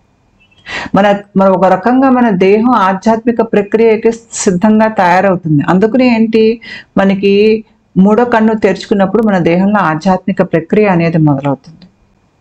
ఇక్కడే మీకు మెలటోనిన్ అనే హార్మోన్ ఉత్పత్తి అవటం వల్ల మనకి కళలు అనేవి కనిపించటం, దర్శనాలు, మీకు మెలటోనిన్ హార్మోన్ ఎక్కువ తయారవుతుంటే మీకు దైవిక దర్శనాలు ఎక్కువ కనిపిస్తాయి. 3వ కంట్లో దేవుళ్ళు వచ్చి దీవిచ్చి వెళ్తున్నట్టుగా అనిపిస్తుంది. ఇవన్నీ మీకు కుండలిని ప్రక్రియలో మొదట్లో జరిగేటువంటి విషయాలు ఇవన్నీ. ఎందుకంటే అక్కడ మెలటోనిన్ హార్మోన్ అనేది ఉత్పత్తి అవుతోంది. అది ఉత్పత్తి అయినప్పుడు ఏంటంటే మన దేహంలో సర్కేడియన్ రిథమ్స్లో మార్పులు వస్తాయి. దాని మూలంగా చాలా కుండలిని సిమ్టమ్స్ కూడా వస్తాయి. మెలటోనిన్ అనే న్యూరో ట్రాన్స్మిటర్ మన దేహంలో మనం ఇంకా నిద్రపోతానంగా పడుకుందాం అనుకునేటప్పుడు ఎక్కువ విడుదలవుతుంది. ఆధ్యాత్మిక జాగృతి జరిగేటప్పుడు చాలా మంది గమనించేది ఏంటంటే కొంతమంది అతిగా నిద్రపోతారు, కొంతమందికేమో నిద్ర పట్టదు. నెలల తరబడి రాత్రిపూట సరిగ్గా నిద్రపోలేరు. పొద్దున్న లేచాక వాళ్ళకి అలసటగా ఉంటుంది, ఇది ఎందుకు ఉంటుంది అంటే మన దేహంలో ఈ పైనియల్ గ్లాండ్ యాక్టివేట్ అవుతున్నప్పుడు మెలటోనిన్ హార్మోన్ అనేది దాని తయారీలో కొంత మార్పులు వస్తాయి. రావటం మూలంగా ఏమవుతుందంటే మనకి కొంతమంది అతిగా నిద్రపోతారు, కొంతమందికి అసలు నిద్రే పట్టదు. ఈ మెలటోనిన్ హార్మోన్ ఒక దశలో అట్లాగే పనిచేస్తుంది, ఎందుకంటే పైనియల్ గ్రంథి లోపల మారుతుంది. సర్కేడియన్ రిథమ్స్ అనేవి ఎఫెక్ట్ అవుతున్నాయి స్పిరిచువల్ అవేకనింగ్ ప్రాసెస్లో. ఇలా మెలటోనిన్ మన దేహంలో మారుతున్నప్పుడు కూడా మనకి ఈ కుండలిని పాముకి సంబంధించినటువంటి మనకి దర్శనాలు కలగటం, అంటే నేను కళల గురించి చెప్పట్లా, దర్శనం రూపంలో చెప్తున్నాను. మన దేహంలో జరిగే ఈ సర్కేడియం రిథమ్స్ మీద చంద్రుడి యొక్క ప్రభావం, చంద్రుడు రకరకాల దశల్లోంచి వెళ్తాడు, అంటే క్షీణిస్తాడు, మళ్ళీ చంద్రుడు వృద్ధిలోకి వస్తాడు. వీటి ప్రభావం మన మీద ఉంటుంది. వీటినే నేను మనకి 15 నిత్యాలు ఉంటారు, అంతేకాకుండా అమ్మవారు ఉంటారు. వీళ్ళకిను ఈ చంద్రుడు ఒక్క రకరకాల దశలకి సంబంధం ఉంటుంది. అది నేను ముందు మీకు వీడియోలో వివరిస్తాను. అంతేకాకుండా మీకు మెలటోనిన్ హార్మోన్ బాగా ఉత్పత్తి అవటం వల్ల మనకి కళలు చాలా స్పష్టంగా కనిపిస్తాయి. అంటే మనం చూసే కళలు కూడా మనకి ఎలా ఉంటాయంటే ఇది కళ లేకపోతే నిజంగా జరిగిందా అనేది మనం తేడా చెప్పలేం, అంత స్పష్టమైన కళలు వస్తాయి. కళలు పెరుగుతాయి, దర్శనాలు కూడా పెరుగుతాయి. అయితే దీనికిను సైకోసిస్కి తేడా ఉంటుంది. సైకోసిస్ అంటే ఏంటి అంటే నేను ఇంకో వీడియో చేశా గతంలో, దానికి కూడా లింక్ పెడతా కింద, మీరు డిస్క్రిప్షన్ బాక్స్లో చూడండి. సైకోసిస్లో ఏంటంటే డోపమిన్ అనే ఒక హార్మోన్ ఎక్కువ విడుదలవుతుంది. ఆ విడుదల అవటం మూలంగా, అంటే దాంట్లో హెచ్చుతగ్గుల వల్ల ఏమవుతుందంటే వాళ్ళకి ఏదో కంటికి కనిపిస్తున్నట్టు, చెవులకు ఏదో వినిపిస్తున్నట్టు భ్రమలు కలుగుతాయి. ఆ భ్రమలు వేరు, ఇక్కడ మనకి మెలటోనిన్ మార్పులు రావటం వల్ల మనకి కనిపించేటువంటి దైవిక దర్శనాలు ఇవి వేరు. చాలా మంది రెండు ఒకటే అనుకుంటారు, కానీ కాదు, ఇక్కడ వేరు. ఇక్కడ మనకి ఏంటంటే శరీరంలో మనకి సర్కేడియన్ రిథమ్స్ అనేవి ఎఫెక్ట్ అవుతున్నాయి. అంటే మీకు ఏ టైంలో పడుకోవాలి, ఏ సమయంలో మీ బాడీ టెంపరేచర్ ఎంత ఉండాలి, మీరు ఎప్పుడు ఎక్కువగా మీరు కొద్దిగా బద్ధకంగా ఉంటారు, ఎప్పుడు ఎక్కువగా మీరు హుషారుగా ఉంటారు, ఎప్పుడు బాగా చేయగలుగుతారు రోజులో, ఇదంతా మీ సర్కేడియన్ రిథమ్స్ చేతిలో ఉంటుందన్నమాట. ఇది కొద్దిగా హెచ్చుతగ్గులు వస్తాయి. దీంట్లో వచ్చేసరికి మనకి ఏమవుతుందంటే మనకి కుండలిని సిమ్టమ్స్గా మనకి నిద్ర స్థితికి సంబంధించినటువంటి సమస్యలు, తర్వాత ఈ మనకి కళలు అనేవి ఎక్కువగా మనకి స్పష్టంగా కనిపించడం, కళకి యథార్థానికి తేడా తెలియకుండా, తర్వాత ఈ మనకి రకరకాల దర్శనాలు జరగటం అనేది ఇక్కడే జరుగుతుంది. మనం ఏదైనా పని చేయాలనుకోండి, ఆ రోజు మనం తిథి చూసి పని చేస్తాం. తిథి సరిగ్గా లేదనుకోండి మనం పని చేయం, తిథి బాగుంటేనే పని చేస్తాం, పైగా ముహూర్తం కూడా అన్ని చూసుకుంటాం. ఇవన్నీ దేని మీద ఆధారంగా మనం చేస్తాము అంటే చంద్రుడు ఒక క్షీణత, లేదంటే మళ్ళీ చంద్రుడు వృద్ధిలోకి రావటం. చంద్రుడు వృద్ధిలోకి వచ్చినప్పుడు మీకు అమావాస్య నుంచి పౌర్ణమికి వస్తాడు చంద్రుడు, మళ్ళీ క్షీణించినప్పుడు మీకు పౌర్ణమి నుంచి తిరిగి అమావాస్యకి వెళ్తాడు. ప్రతి రాత్రి మీకు కాస్త కాస్త చంద్రుడు వృద్ధిలోకి రావటము, క్షీణించటము మనం చూస్తాం. అయితే ఈ మొత్తం సైకిల్ 30 రోజు సైకిల్ ప్రతి నెల జరుగుతుంది. ఈ తిథిని నిత్యగా చూసినప్పుడు, నిత్య అంటే ఏంటి అంటే ప్రతి తిథికి ఒక దేవత ఉంటుంది. ఆ తిథి ఒక్క విషయాలని రిప్రజెంట్ చేస్తూ ఒక దేవత అనేది ఉంటుంది. ఆ దేవతనే మనం నిత్య అని అంటాం. ఇలాగా మనకి 15 నిత్యలు ఉంటారు. అంటే కామేశ్వరి, భగమాలిని, నిత్యక్లిన్న, వేరుండ, వహ్నివాసిని, వజ్రేశ్వరి, శివదూతి, త్వరిత, కులసుందరి, నిత్య, నీలపతాక, విజయ, సర్వమంగళ, జ్వాలామాలిని, చిత్ర. ఈ నిత్యలే కాకుండా మనకి పూర్ణచంద్రుడు ఉంటాడు. ఆ 16వ రోజు పూర్ణచంద్రుడే అమ్మవారు లలితాదేవి.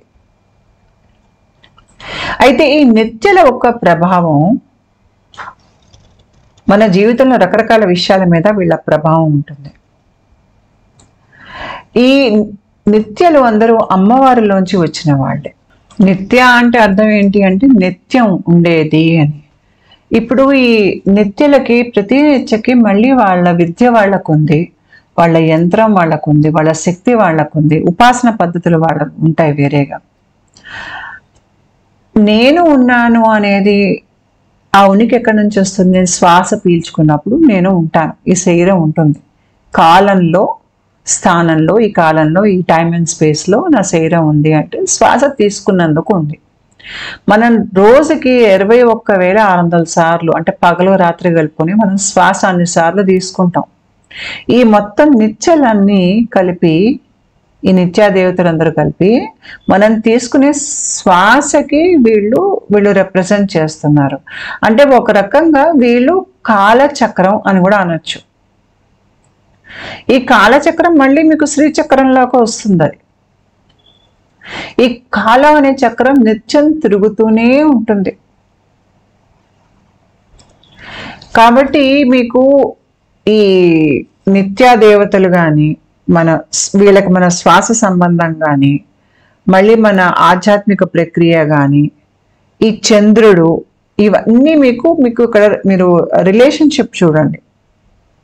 మనకి ఆధ్యాత్మికంగా ఎదిగినప్పుడు శ్వాస ఒకలా పీల్చుకుంటాం, ఆధ్యాత్మికంగా ఎదిగిలేనప్పుడు శ్వాస ఒకలాగా పీల్చుకుంటాం. ఆధ్యాత్మికంగా ఎదిగిన వాళ్ళు ఎక్కువ నాభిలోకి శ్వాస పీల్చుకుంటారు. మనం నాభిలోకి శ్వాస పీల్చుకున్నప్పుడు మనం ఎక్కువ ఆధ్యాత్మికంగా ఎదిగి ఉంటాం. ఎవరైతే ఇక్కడ వరకే శ్వాస పీల్చుకుంటారో వాళ్ళు ఎక్కువగా శరీరం ఒక ఫైట్ అండ్ ఫ్లైట్ మెకానిజంలో బ్రతుకుతూ ఉంటారు. మనం కాలాన్ని అర్థం చేసుకోవాలన్నా, మనల్ని మనం అర్థం చేసుకోవాలని అనుకున్న సృష్టి ఒక్క ప్రభావం మన మీద ఎలా ఉంటుందని మనం అర్థం చేసుకోవాలన్నా కూడా ముందు మనం శ్వాస పీల్చుకునే విధానం మారాలి. మనం ఎక్కువ నాభిలోకి పీల్చుకోవాలి. అప్పుడు మనకి ఈ చంద్రుడి ఒక్క ప్రభావం మన మీద ఎలా ఉంటుంది, ఒక్కొక్క దశలో ఏ రకంగా ఉంటుంది అనేది మనకి ఎక్కువ మనం గ్రహిస్తాం. అంతర్గతం చంద్రుడి ప్రభావం మన మీద ఉన్నా కూడా అది మన గ్రహింపుకి రాదు. ఎప్పుడైతే మీరు ఎక్కువగా సాధన చేసి నాభిలోకి మీరు తీసుకుంటారో ఈ చిన్న చిన్న మార్పులు, శక్తి మార్పులు లేదంటే ఎనర్జెటిక్ చేంజెస్ అంటారు చూడండి, అవి మీ మీద ఎలాంటి ప్రభావం చూపిస్తున్నాయనేది మీకు ఎక్కువగా అర్థమవుతుంది. అయితే దీంట్లో లలితాదేవి ఏంటంటే పూర్ణచంద్రుడి ఒక్క శక్తే లలిత అమ్మ. పూర్ణచంద్రుడి ప్రభావం మన మీద ఎక్కడ ఉంటుంది అంటే చాలా మంది చెప్తారు పౌర్ణమి రోజు వాళ్ళకి దేహంలో మానసిక స్థితులు మారటం, ఏదో తేడా రావటం, వేరేగా అనిపించడం చాలా మంది చెప్తూ ఉంటారు. దానికి కారణం ఏంటంటే మీరు పౌర్ణమి రోజు చూడండి, మనం సముద్రం దగ్గరికి వెళ్తే మీకు సముద్రం ముందుకు వచ్చి ఉంటుంది. ఎందుకు? చంద్రుడు వెలుగు పెరిగి చంద్రుడు ఒక్క ప్రభావం మన మీద పెరిగినప్పుడు, అంటే భూమి మీద ఎక్కువ పెరిగినప్పుడు మీకు హై టైడ్స్ వస్తాయి, నీళ్లు పైకి లేస్తాయి అన్ని చోట్ల. అదే మీకు అమావాస్య టైంకి మీకు కిందకి వెళ్ళిపోతాయి, చంద్రుడి ప్రభావం తగ్గిపోతుంది. అంటే చంద్రుడి ఒక్క ప్రభావం సముద్రంలో నీళ్లు ముందుకు వచ్చినట్టుగా మన దేహం లోపల ఉన్నటువంటి జలతత్వం మీద కూడా చంద్రుడి ఒక్క ప్రభావం ఉంటుంది. మన దేహం ఇంచుమించు 60% పైన నీటితో తయారై ఉంది. సముద్రం మీదే చంద్రుడి యొక్క ప్రభావం, పూర్ణ చంద్రుడి యొక్క ప్రభావం ఎంత ఉంటే మన దేహం మీద ఈ పూర్ణ చంద్రుడి యొక్క ప్రభావం ఎంత ఉంటుందో అర్థం చేసుకోండి. మన దేహంలో కూడా నీరు పౌర్ణమికి ఆ జలతత్వం అనేది పైకి లేచి ఉంటుంది, అది కూడా పైకేసి వెళ్తుంది. అందుకనే మీకు పౌర్ణమి రోజు సాధన చేయటం, సముద్ర స్నానాలు చేయటం, నదీ స్నానాలు చేయటము మనకి చెప్తారు మన పెద్దవాళ్ళు చేయమని. ఇవన్నీ ముఖ్యంగా కొన్ని పౌర్ణమి ఇంకా మంచివి, శ్రేష్టమైనవి చేయమని చెప్తారు. అందుకే చెప్తారు, ఎందుకంటే అక్కడ మనకి మానసిక ఆరోగ్యం, శారీరక స్వస్థత అనేది వస్తుంది. కాబట్టి పౌర్ణమి చంద్రుడి రోజు రాత్రి అది చాలా మంచి సమయం, మంచి అవకాశం స్వస్థత కోసం.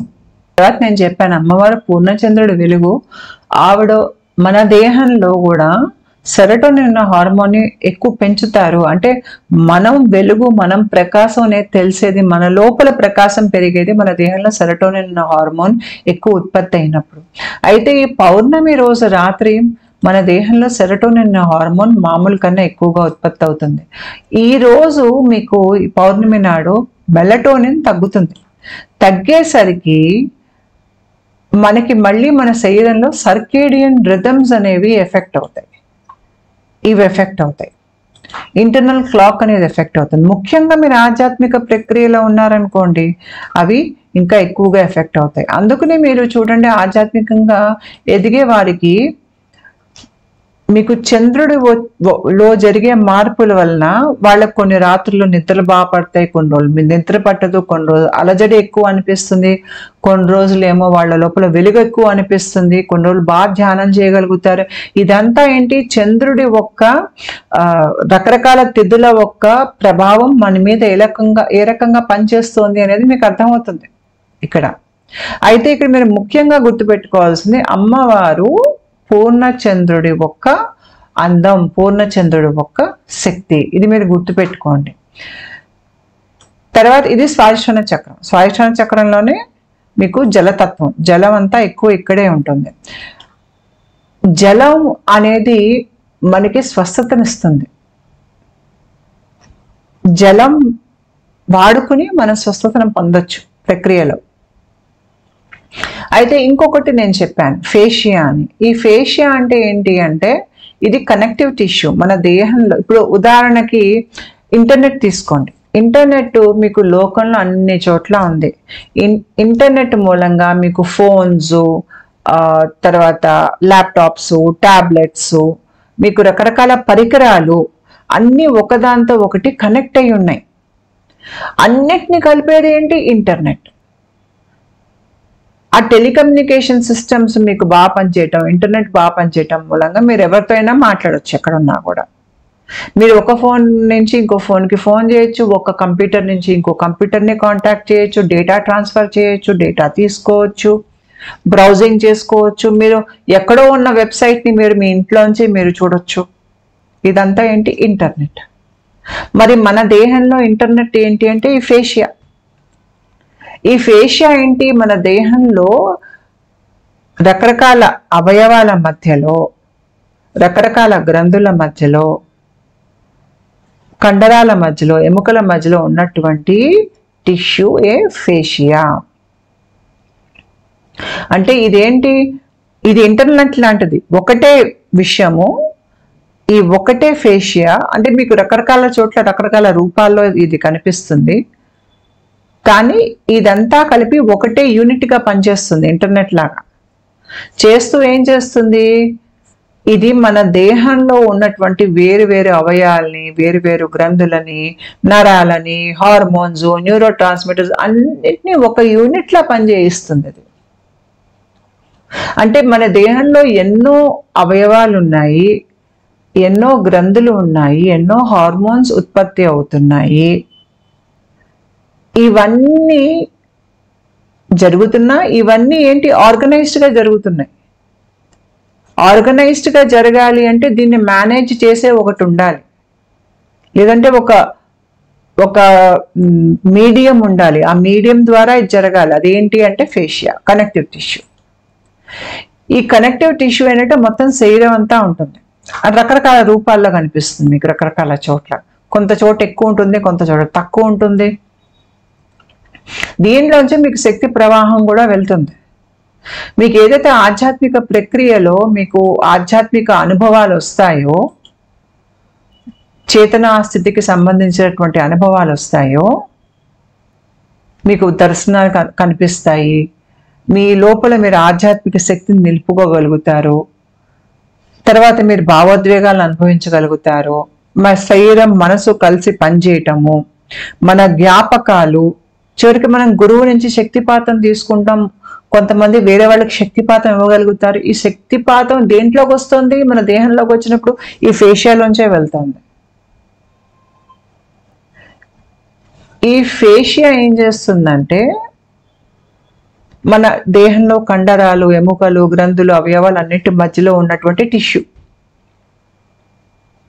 ఇక్కడ మీరు చూడండి కనిపిస్తుంది ఫేషియా మీకు 3 రకాల ఫేషియా కనిపిస్తున్నాయి ఇక్కడ మీకు. ఒకటేమో సన్నగా ఉండేది, కొన్ని చోట్ల చక్క సన్నగా పల్చగా ఉంటుంది, కొన్ని చోట్ల కొద్ది దృఢంగా ఉంటుంది. అయితే ఈ ఫేషియా ఏంటి అంటే మనం ఏదైనా బాధపడ్డాము, మనల్ని ఎవరైనా భయపెట్టారు, ఏదైనా మన మనసు మీద ముద్రలు పడ్డాయి అంటే అవంతా ఈ ఫేషియా తన లోపల దాచుకుంటుంది.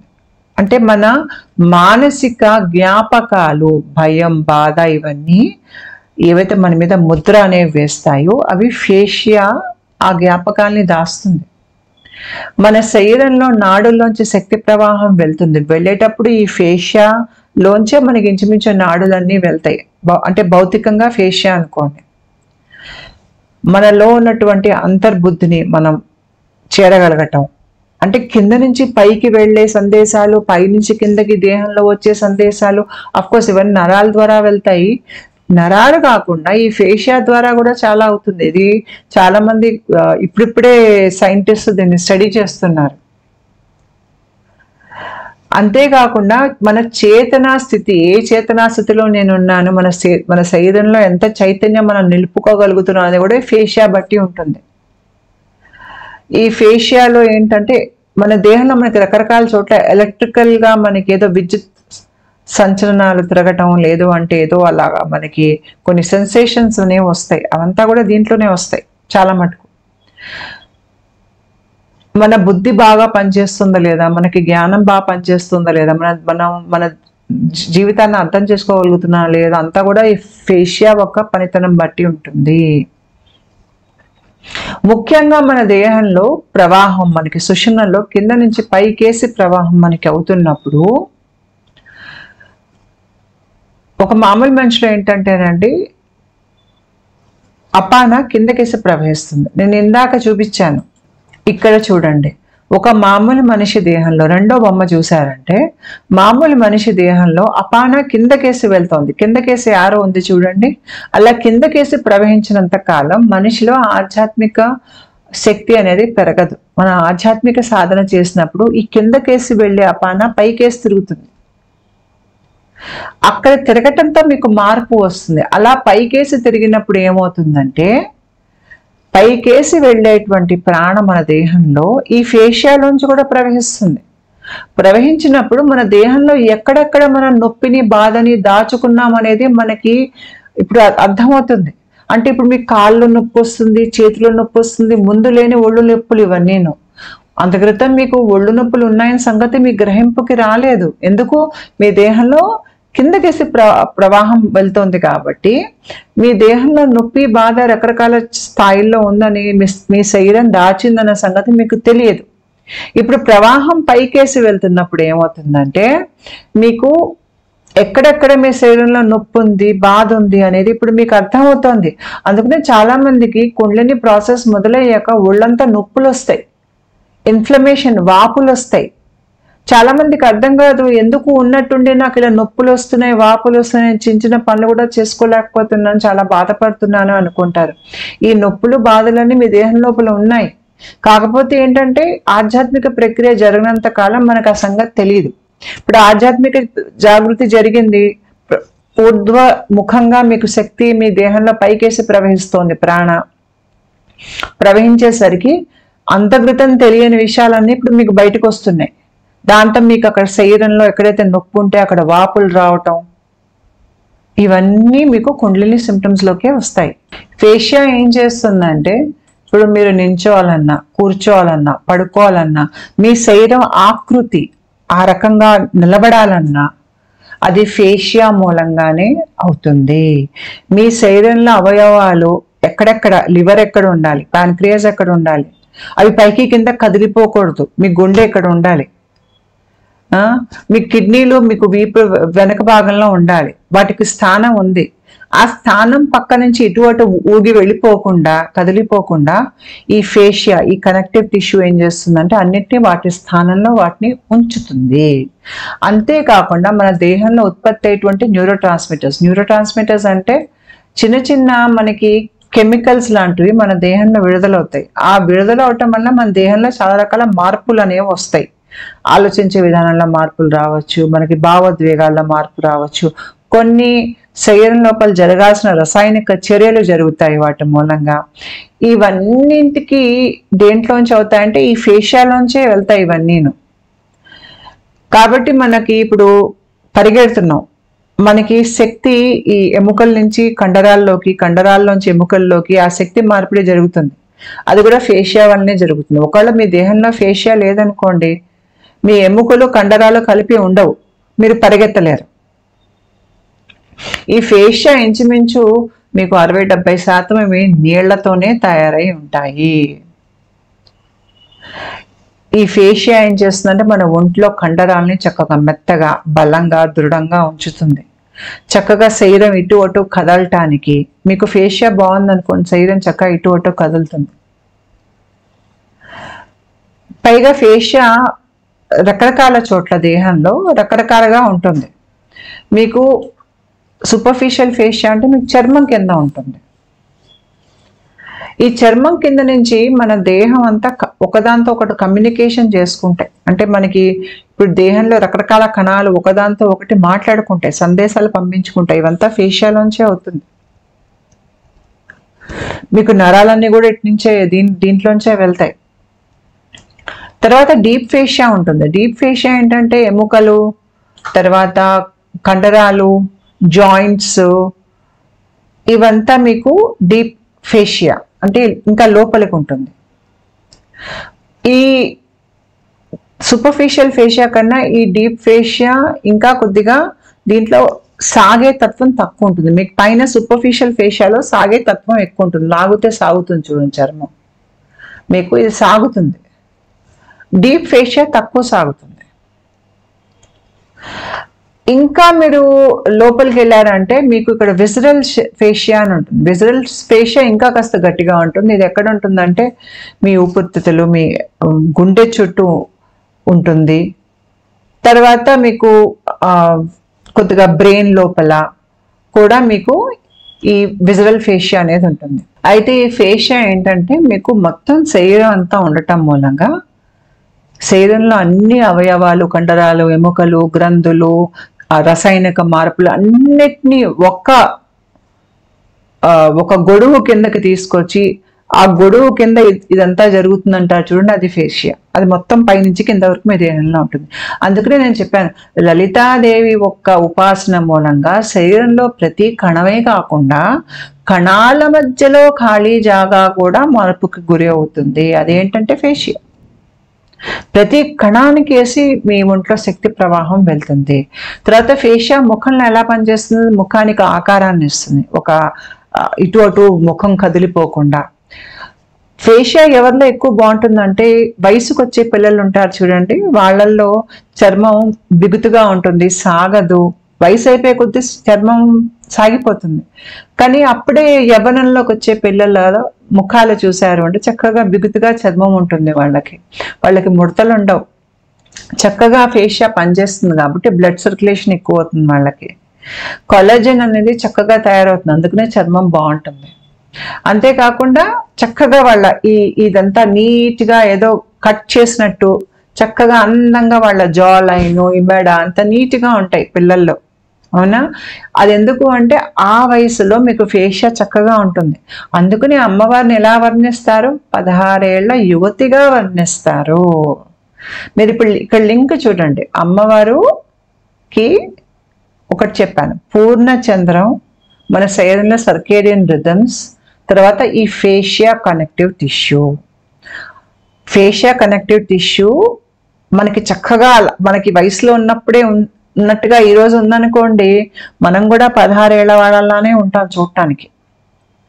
అమ్మవారు మంచి well toned face and body, 16 ఏళ్ల ఆడపిల్ల లేదా యువతి కూడా అనలేము, 16 ఏళ్ల ఆడపిల్ల అని అనొచ్చు.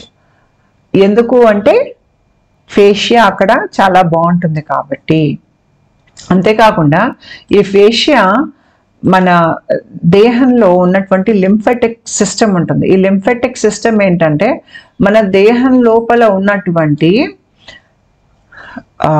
విష పదార్థాలని మురికిని, అక్కర్లేని వ్యర్థ పదార్థాలని మన దేహం నుంచి బయటికి తీసేస్తుంది. మన దేహంలో ఫేషియా బాగా పనిచేస్తుంది అనుకోండి, అప్పుడు ఈ లింఫ్ సిస్టమ్ని ఫేషియా కదిల్చి మన శరీరంలో ఉన్న మురికిని, వ్యర్థ పదార్థాలని తేలిగ్గా బయటికి తీసేస్తుంది. అంటే ఈ ఫేషియా బాగా పనిచేస్తుంది. ఇది లింఫటిక్ సిస్టమ్కి ఫేషియాకి ఉన్న సంబంధం. అంతేకాకుండా మీకు మనకి వేగస్ నరం అనేది ఉంటుంది. ఈ ఫేషియా ఒక్క స్థితి ఏ రకంగా ఉంది, అంటే ఆరోగ్యకరంగా ఉందా, అనారోగ్యకరంగా ఉందా అనే దాన్ని బట్టి మన వేగస్ నరం పనితీరు కూడా ఉంటుంది. వేగస్ నరానికిను మనకి ఆధ్యాత్మిక ప్రక్రియలో జరిగేటువంటి స్వస్థతకి సంబంధం ఉంటుంది. నేను గతంలో అష్టమాత్రికాలు వేగస్ నర్వ్ మీద వీడియో చేశాను. నేను దానికి కూడా లింక్ పెడతాను, ఆ వీడియో తప్పక చూడండి. అయితే నేను చెప్పాను, మనం ఏదైతే జీవితంలో ఏదైనా బాధ, ఆవేదన అనుభవిస్తామో దాని ఒక్క జ్ఞాపకం గుర్తు మనకి ఫేషియాలో ముద్రింపబడుతుంది. అంటే ఇది ఏ రకంగా అవుతుంది అంటే, ఎక్కడైతే మనం చాలా క్షోభను అనుభవిస్తామో అక్కడ ఎక్కడైతే గుర్తు దాస్తోందో మన శరీరం ఫేషియాలో, ఆ భాగం ఫేషియా కొద్దిగా ముద్దుగా అవుతుంది. అక్కడ జలం తగ్గిపోతుంది, అంటే కొద్దిగా ఆరిపోయినట్టుగా, ఎండిపోయినట్టుగా అయిపోతుంది, అవి ఇట్లా గట్టిగా అవుతుంది. అంతేకాకుండా దాని మీద ఎక్కువగా ఇంకా కొలాజన్ ఫైబర్స్ అనేవి ఇంకా ఎక్కువగా మామూలు కన్నా ఎక్కువగా తయారవుతాయి. ఇలా మీకు అది గట్టి పడేసరికి ఫేషియా ఏమవుతుందంటే దానిలోంచి ప్రాణ ప్రవాహం వెళ్ళలేదు. సరిగ్గా వెళ్ళకపోయేసరికి మీకు అది బ్లాకేజెస్ అయిపోతుంది. మీ ఎనర్జీ బాడీలో బ్లాకేజెస్గా, అడ్డంకులుగా వస్తుంది. అది వచ్చేసరికి మీరు అందరూ అనుభవించే ఉంటారు. మీ దేహంలో శక్తి ప్రవాహం పైకేసి వెళ్ళేటప్పుడు ఎక్కడో దగ్గరగా ఇరుక్కుంటుంది, దాన్ని తోస్తూ ఉంటుంది. అక్కడ ఒక అడ్డంకు ఉంటుంది. అది తోస్తూ ఉన్నప్పుడల్లా అడ్డంకు ఏ జ్ఞాపకమో ఆ జ్ఞాపకం మీకు తల్లో తిరుగుతూ ఉంటుంది. ఆ బాధ మీకు గుర్తుకొస్తుంది. ఈసారి అది ఎందుకు గుర్తుకొస్తుంది అంటే, మీరు ఆ జ్ఞాపకాన్ని చూసి, మీరు ఆ జ్ఞాపకాన్ని ఒక సాక్షి మాత్రంగా చూసి మళ్ళీ ఆ జ్ఞాపకాల్లో కొట్టుకుపోకుండా నేను బాధితురాల్ని, నేను బాధితుడిని అని ఏడవకుండా, మీరు ఆ జ్ఞాపకాన్ని అలా చూస్తూ దీని నుంచి నేను ఏం నేర్చుకోగలను, ఈ బాధ, నొప్పి నాకు ఏదైతే చేతిలోనో కాళ్ళలోనో వస్తుంది, ఇది నాకు ఏం చెప్తోంది అని వినే ప్రయత్నం చేసినప్పుడు ఏమవుతుందంటే, ఆ బాధ ఒక జ్ఞాన రూపంలో మారిపోయి మీరు ఏదో నేర్చుకుంటారు. ఆ ప్రవహించే శక్తి ఆ అడ్డంకును తొలగించి పైకి వెళ్ళిపోతుంది.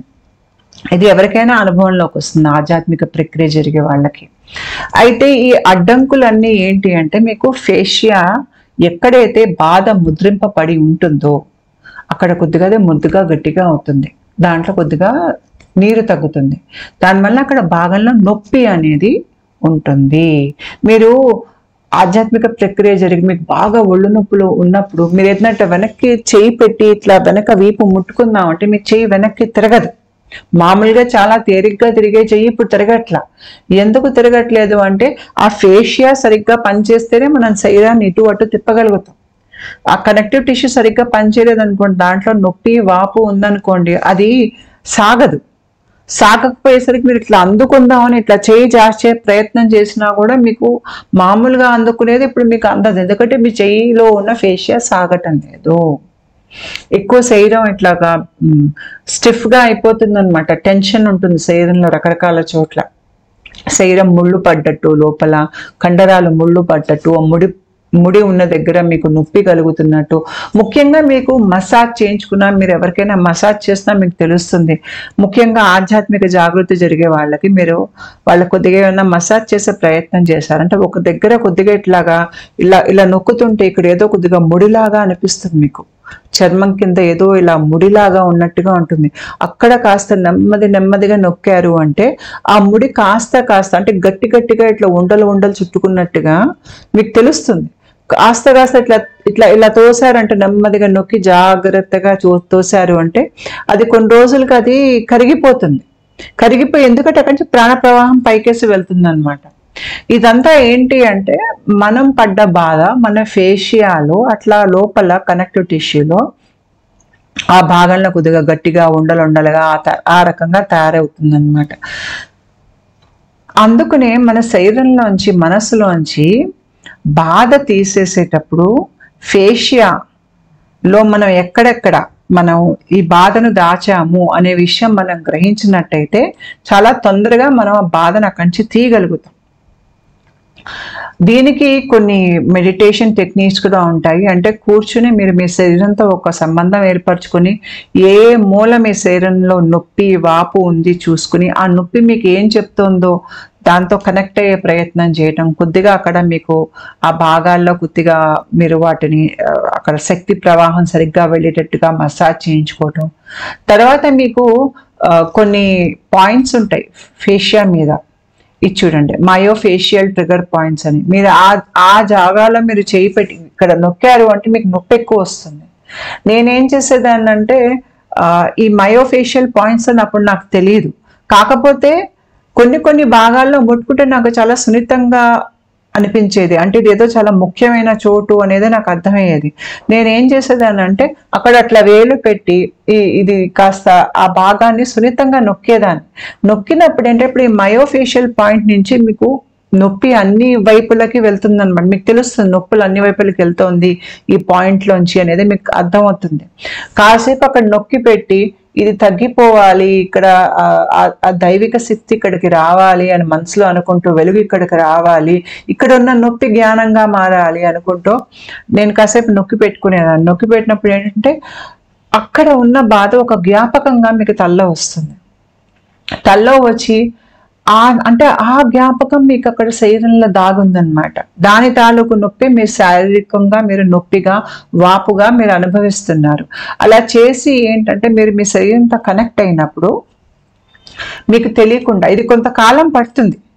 అలాగా మీ శరీరంతో పాటు పనిచేసి మీ శరీరంలో రకరకాల భాగాల్లో ఫేషియాలో ఏ రకంగా మీకు నొప్పి దాగుంది అనే సంగతి గ్రహించి దాన్ని విడుదల చేసే ప్రయత్నం చేస్తారు. అలా అయినా చేయొచ్చు, లేదంటే లలితాదేవి ఉపాసన చేస్తే లలితాదేవే చేస్తుంది మీకు. అది ఇంకా మీరు వేరేగా చేయాల్సిన అవసరం కూడా లేదు. కావాలంటే వేరేగా కూడా మీరు కాస్త అడిషనల్గా కూడా చేసుకోవచ్చు. అయితే ఫేషియా మీకు ఎక్కువగా స్వప్న స్థితి, ఇప్పుడు మనకి స్వప్నాలు వస్తూ ఉంటాయి. అప్పుడప్పుడు కొన్ని స్వప్నాలు ఎలా వస్తాయి, మీకు ఏదో రుగ్మత చాలా ఏళ్ల బట్టి ఉంది, మీకు స్వప్నం వస్తుంది. ఆ స్వప్నంలో ఏమొస్తుందంటే ఈ రుగ్మత పోయింది అని వస్తుంది. ఆ రుగ్మత పోయిందని మీకు ఎక్కడైతే స్వప్నంలో వస్తుందో నిజంగా పోతుంది మీ శరీరంలో. మరుసటి రోజు అక్కడ ఇంకా నొప్పి ఉండదు. ఎందుకు అంటే ఈ ఫేషియా ఏంటంటే మనకి స్వప్న స్థితిలో చాలా బలంగా ఇవి సిగ్నల్స్ ప్రొడ్యూస్ చేస్తాయి.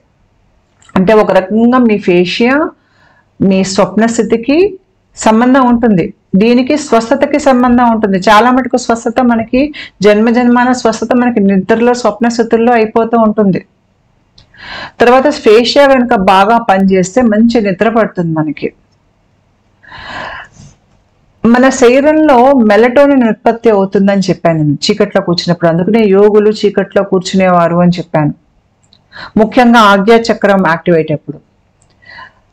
ఈ మెలటోనిన్ యొక్క ప్రభావం మన దీర్ఘ నిద్ర స్థితుల మీద ఉంటుంది, కళల మీద కూడా ఉంటుంది.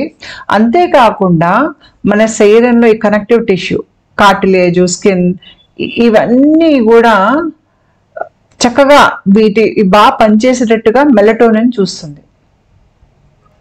మనకి ఫేషియా శరీరంలో ఎంత ఆరోగ్యంగా ఉంటే అంత స్వస్థతగా మనం ఉంటాం. అందుకనే మనకి మూడో కన్ను తెరుచుకున్నాక మనం తొందరగా ఆధ్యాత్మికంగా ఎదుగుతాం. మూడో కన్ను తెరుచుకున్నప్పుడు శరీరంలో మెలటోనిన్ ఉత్పత్తి అవుతుందని చెప్పా. మెలటోనిన్కి ఫేషియా బాగా పనిచేయటానికి మన స్వస్థతలోకి రావటానికి సంబంధం ఉంటుంది. మెలటోనిన్ మనలో అలజడి తగ్గిస్తుంది. ఒకవేళ ఎవరికైనా చాలా ఎడిక్షన్స్ ఉన్నాయనుకోండి, వ్యసనాలు ఉన్నాయి, రకరకాల వ్యసనాలు ఉంటాయి. ఆ వ్యసనాలు మానుకున్నాక చాలా మందికి ఆధ్యాత్మిక జాగృతి జరుగుతుంది. చాలా మంది వ్యసనాల నుంచి బయటికి రాలేరు. కానీ వ్యసనాల నుంచి బయటకు వచ్చిన వాళ్ళు తిరిగి వ్యసనాల్లోకి వెళ్లకుండా ఉండాలి అంటే వాళ్ళ దేహంలో మెలటోనిన్ ఉత్పత్తి గనక ఎక్కువగా అయిందనుకోండి, వాళ్ళు తిరిగి మళ్ళీ వ్యసనాల్లో కూరుకోరు, వాటిని వదిలేసుకుంటారు. ఆ మెలటోనిన్ ఉత్పత్తి వల్లనే మన దేహంలో మనకి కొన్ని రకాలైనటువంటి అలౌకిక అనుభవాలు, కొన్ని సిద్ధులు లాంటివి వస్తూ ఉంటాయి. ఈ మెలటోనిన్ ఎంతగా మన దేహంలో ఉత్పత్తి అయితే మనలో ఆధ్యాత్మిక చైతన్య శక్తి పెరుగుతుంది, ఒక రకంగా సిద్ధులు లాంటివి పెరుగుతాయి, చేయగలిగేటువంటి శక్తి పెరుగుతుంది. తర్వాత మెలటోనిన్ ఎక్కువ ఉత్పత్తి అయ్యేటప్పుడు, మెలటోనిన్ అంటే మన శరీరంలో ఎక్కడెక్కడ నొప్పులు ఉన్నాయో కూడా మనకి మెలటోనిన్ చూపిస్తుంది. సో ఇక్కడ మీరు లింక్ అర్థం చేసుకోవాలి. ఫేషియా, మెలటోనిన్, సర్కేడియన్ రిథమ్స్, చంద్రుడు. తర్వాత అమ్మవారిని పూర్ణచంద్రుడు అన్నాం. పూర్ణచంద్రుడు అంటే అర్థం ఏంటి అంటే, మన మనసు పొరలన్నీ పూర్తిగా తెరిచేసామనుకోండి, అప్పుడు అది పూర్ణచంద్రుడు. మన మనస్సు పూర్తిగా తెరుచుకుని ఉండదు. నేను ఎప్పుడు చెప్తుంటా, మన మనస్సు సబ్ కాన్షియస్, అన్కాన్షియస్, కాన్షియస్ 3 రకాలుగా విభజన చెంది ఉంటుంది. చేతనాస్థితి, జాగృత స్థితిలో మనకి ఏమవుతుందో అర్థమవుతుంది. సబ్ కాన్షియస్ మైండ్లో మనకి ఏముందో మనకి తెలియదు, తాళం వేసి ఉంటుంది. Sub conscious mind, unconscious mind చీకట్లో ఉన్నాయి. మనకి వెలుతురు ఎక్కడ ఉంది అంటే కేవలం పైన కనిపించేటువంటి కాన్షియస్ మైండ్లోనే ఉంది ఒక మామూలు మనిషికి. ఆధ్యాత్మిక ప్రక్రియలో సబ్ కాన్షియస్ మైండ్ తెరుచుకుంటుంది. తెరుచుకునేసరికి అక్కడ కూడా వెలుగు వెళ్తుంది. ఇంకాస్త ముందుకు వెళ్ళాక అన్కాన్షియస్ మైండ్ తెరుచుకుంటుంది, అక్కడికి కూడా వెలుగు వెళ్తుంది. ఇప్పుడు ఈ 3 మనసు పొరల్లో నిండా వెలుగుంది అంటే మన మనసు పొరల్లో ఏముందో అంతా బయటకు వచ్చేసింది. ఇంకా మన గురించి తెలియందంటూ ఏది లేదు. అదే పూర్ణచంద్రుడు. పూర్ణచంద్రుడు ఒక ప్రభావం ఒక మామూలు మనిషి మీద ఉంటుంది బాగా. అందుకని చూడండి, పౌర్ణమి రోజు మీకు కొంతమందికి మానసిక సమస్యలు లోపల నొక్కి పెట్టిన కూడా బయటకు వచ్చేస్తూ ఉంటాయి. అందుకనే మీకు ఏంటంటే, ఎక్కడైతే మనిషి దేహంలో మెలటోనిన్ బాగా ఉత్పత్తి అవుతుందో, ఆ మనిషిలో సిద్ధులు అనేవి ఉంటాయో, పౌర్ణమి రోజు వాళ్ళు కొన్ని పద్ధతులు, పూజా పద్ధతులు, తంత్ర పద్ధతులు ఏవో చేస్తారు. అంటే ఇది క్షుద్ర విద్యలు కూడా అవ్వచ్చు. ఇలాంటివి చేసినప్పుడు ఆ రోజు రాత్రి అవి ఫలిస్తాయి. ఎందుకు అంటే వాళ్ళ శరీరం ఫేషియా అంతా ఆ రోజు చక్కగా ఆ శక్తిని అవి ట్రాన్స్మిట్ చేస్తోంది. వాళ్ళ శరీరంలో మెలటోనిన్ బాగా ఉత్పత్తి అవుతుంది, బయట పూర్ణచంద్రుడు ఉన్నాడు. అన్నీ కలగలిసి వాళ్ళు ఏమైనా జీవితంలో కోరుకున్నది వాళ్ళకి కావాలని వాళ్ళు ఆ రోజు ఏమైనా చేసినా కూడా అది ఫలిస్తుంది. మన శరీరం ఎలా పనిచేస్తుంది, మన దేహంలో న్యూరో ట్రాన్స్మిటర్స్, హార్మోన్స్, దానికి మళ్ళీ బయట మన ప్రకృతితో సంబంధం, ఇవన్నీ అర్థం చేసుకున్నామంటే ఇవన్నీ అద్భుతంగా ఉంటాయి. మన దేహంలో ఫేషియాలో సరిగ్గా ప్రాణ ప్రవాహం వెళ్ళట్లేదు అనుకోండి, నేను ఇందాక చెప్పాను మనకి గాయాలు అవన్నీ రకరకాల చోట ముళ్ళుగా అలాగా ఉండిపోతాయి. అక్కడ ఫేషియా మీకు కాస్త గట్టిగా అవుతుంది, తడి తగ్గుతుంది అక్కడ అని చెప్పాను కదా. అలా జరిగినప్పుడు ఏమవుతుందంటే, ఆధ్యాత్మిక ప్రక్రియ మీకు పైకేసి ప్రాణ ప్రవహించినప్పుడు, ఈ ఫేషియా ద్వారా ప్రాణ పైకి వెళ్తున్నప్పుడు మీకు కొన్ని కుండలిని సిమ్టమ్స్ వస్తాయి. ఇవి అందరికీ వచ్చేది. ఒకటి బ్రెయిన్ ఫాగ్, అంటే మనకి లెఫ్ట్ సైడ్ ఎడం వైపు మెదడు సరిగ్గా పనిచేయదు, ఏదో మనకి మబ్బుగా ఉంటుంది. మనకి చిన్న చిన్న లెక్కలు కూడా వేయలేకపోతాం, చిన్న చిన్న విషయాలు కూడా బుర్రకెక్కవు. ఏదైనా చదివారనుకోండి, మీరు పేజ్ తిప్పంగానే ముందు పేజీలో ఏముందో మర్చిపోతారు.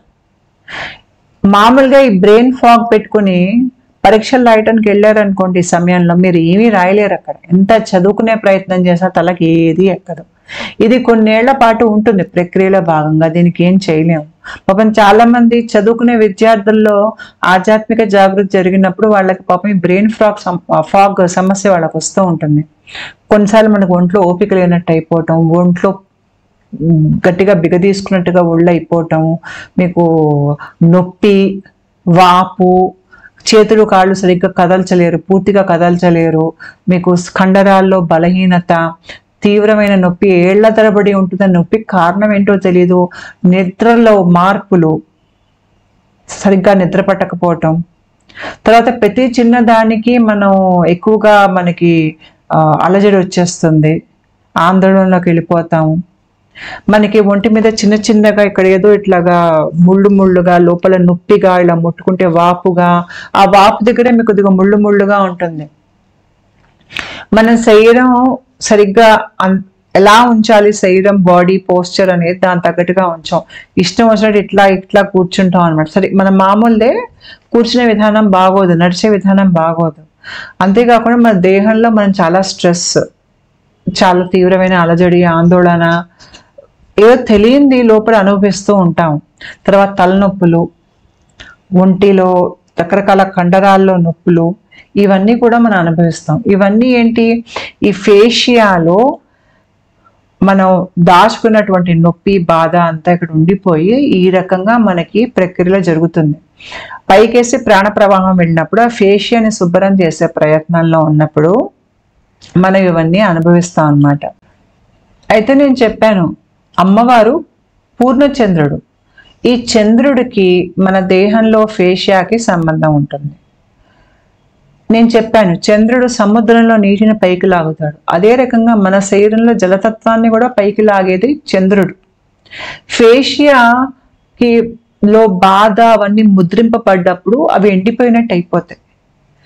ఈ పౌర్ణమి రోజు మనం ఏ సాధన చేసినా మన శరీరంలో జలం పైకేసి వస్తుంది కాబట్టి పైకేసి వచ్చే జలం ఏం చేస్తుందంటే ఈ ఫేషియాలో ఎక్కడైతే మీకు ఆ భాగం ముడిపడిపోయిందో, ఎండిపోయినట్టు, ఆరిపోయినట్టు అయిపోయిందో దాన్ని మళ్ళీ తడి చేస్తుంది.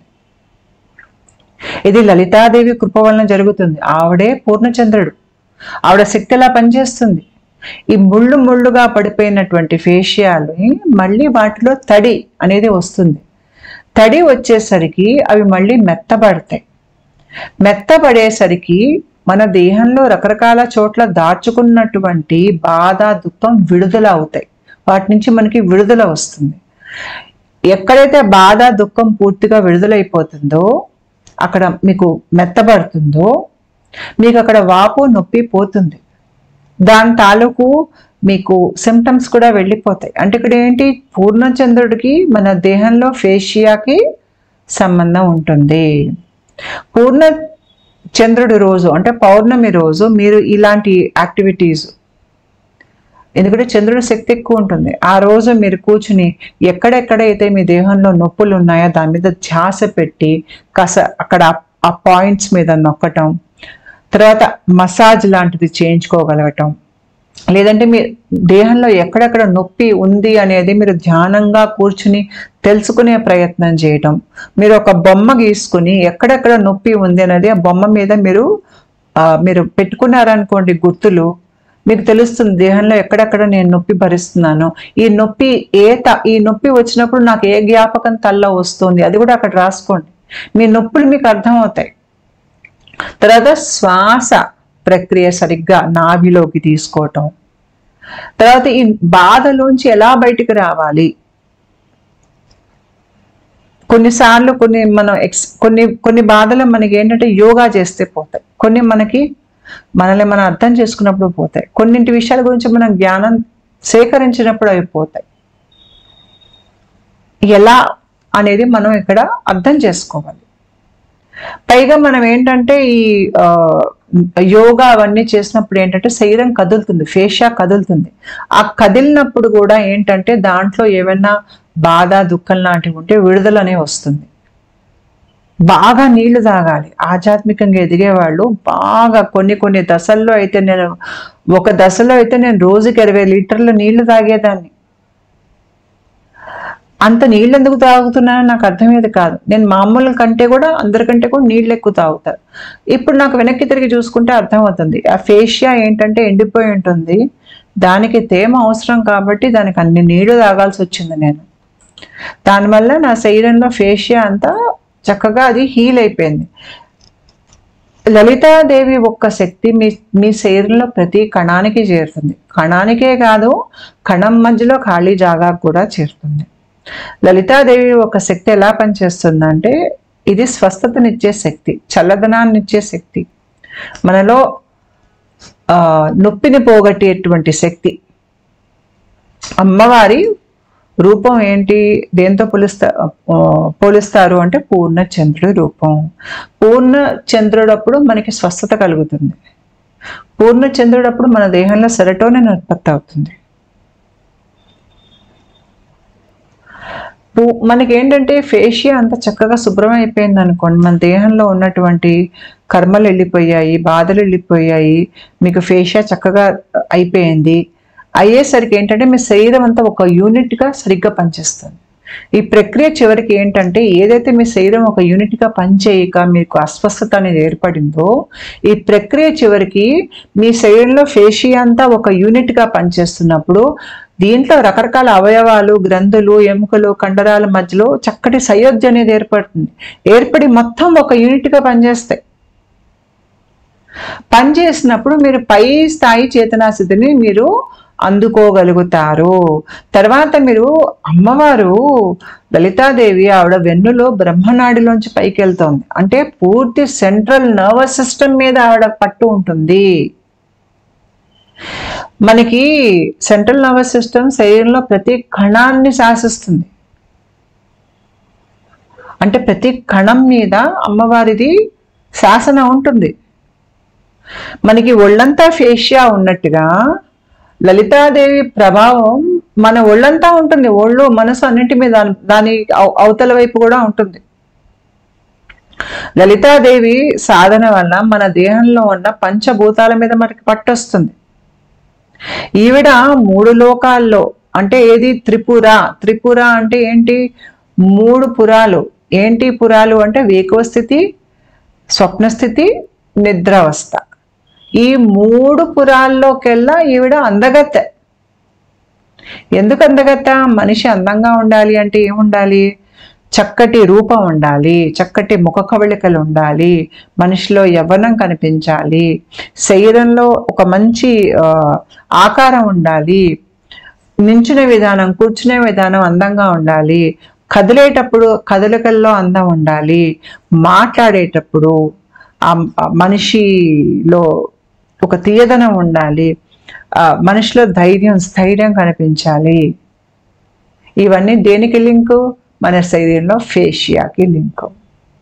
అమ్మవారికి ఇవన్నీ ఎందుకుంటాయి? ఎందుకంటే ఈవిడ ప్రభావం మన శరీరంలో ఉన్న ఫేషియా మీద ఎక్కువగా పనిచేస్తుంది. అంటే మొత్తం శరీరం అంతా పనిచేస్తుంది. కాకపోతే ఈవిడ ఏ మార్గంగా ఎక్కువగా మీకు హీలింగ్ చేస్తుందంటే ఈ ఫేషియాలో ఏదైతే మీకు బాధ, దుఃఖం రకరకాలుగా ఉంటుందో దాన్ని శుభ్రం చేస్తూ ఈవిడ సెంట్రల్ నర్వస్ సిస్టమ్ మొత్తం ఈవిడ ఆధీనంలో ఉంటుంది. ఎందుకంటే కుండలిని లేచి బ్రహ్మనాడి ద్వారా ఇలా నించుంటుంది. ఆ బ్రహ్మనాడి అంటే మొత్తం సెంట్రల్ నర్వస్ సిస్టమ్ కింద నుంచి పైదాకా. తర్వాత పై స్థాయి చేతన స్థితిలో ఈవిడనే మనం ఆనందమయ స్థితులుగా అనుభవిస్తాం. తర్వాత ఈ ఫేషియాకి మన శరీరంలో ఉన్నటువంటి సెరెబ్రో స్పైనల్ ఫ్లూయిడ్ మీకు సెంట్రల్ నర్వస్ సిస్టమ్ అక్కడి నుంచే వస్తుంది. అంటే అమృతం, దానికి కూడా సంబంధం ఉంటుంది.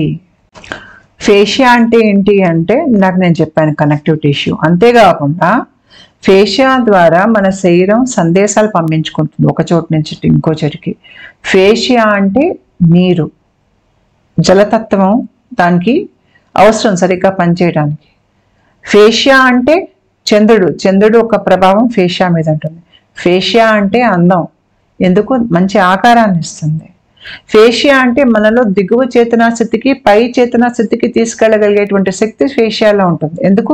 కింద నుంచి పైకి వెళ్ళటానికి ఒక దారి కావాలి. అది మనకి శరీరంలో ఎముకలు కానీ, కండరాలు కానీ, అవయవాలు కానీ ఈ ఫేషియాలోనే ఉంటాయి. కింద నుంచి పైకి శక్తి ప్రవాహం దీంట్లోంచే వెళ్తుంది. మీ గురువు గారు మీకు ఇచ్చే శక్తిపాతం కూడా దీంట్లోంచే వస్తుంది దేహంలోకి. అంటే మన దేహంలో శక్తి కదలికలు ఈ ఫేషియాలోంచి జరుగుతూ ఉంటాయి. మీ శరీరంలో స్పందనాశక్తి పెరిగిందంటే ఫేషియాలోంచి ఎక్కువగా మీకు శక్తి ప్రవాహం మీకు అనుభవంలోకి వస్తుంది. ఈ ఫేషియాలోంచే మీకు ప్రాణ అనేది కదులుతుంది. మీలో వివిధ అవయవాల్ని, వివిధ విషయాల్ని, మనస్సు, దేహం అన్ని కలగలిపి ఒక చోట నిలిపేది ఫేషియా.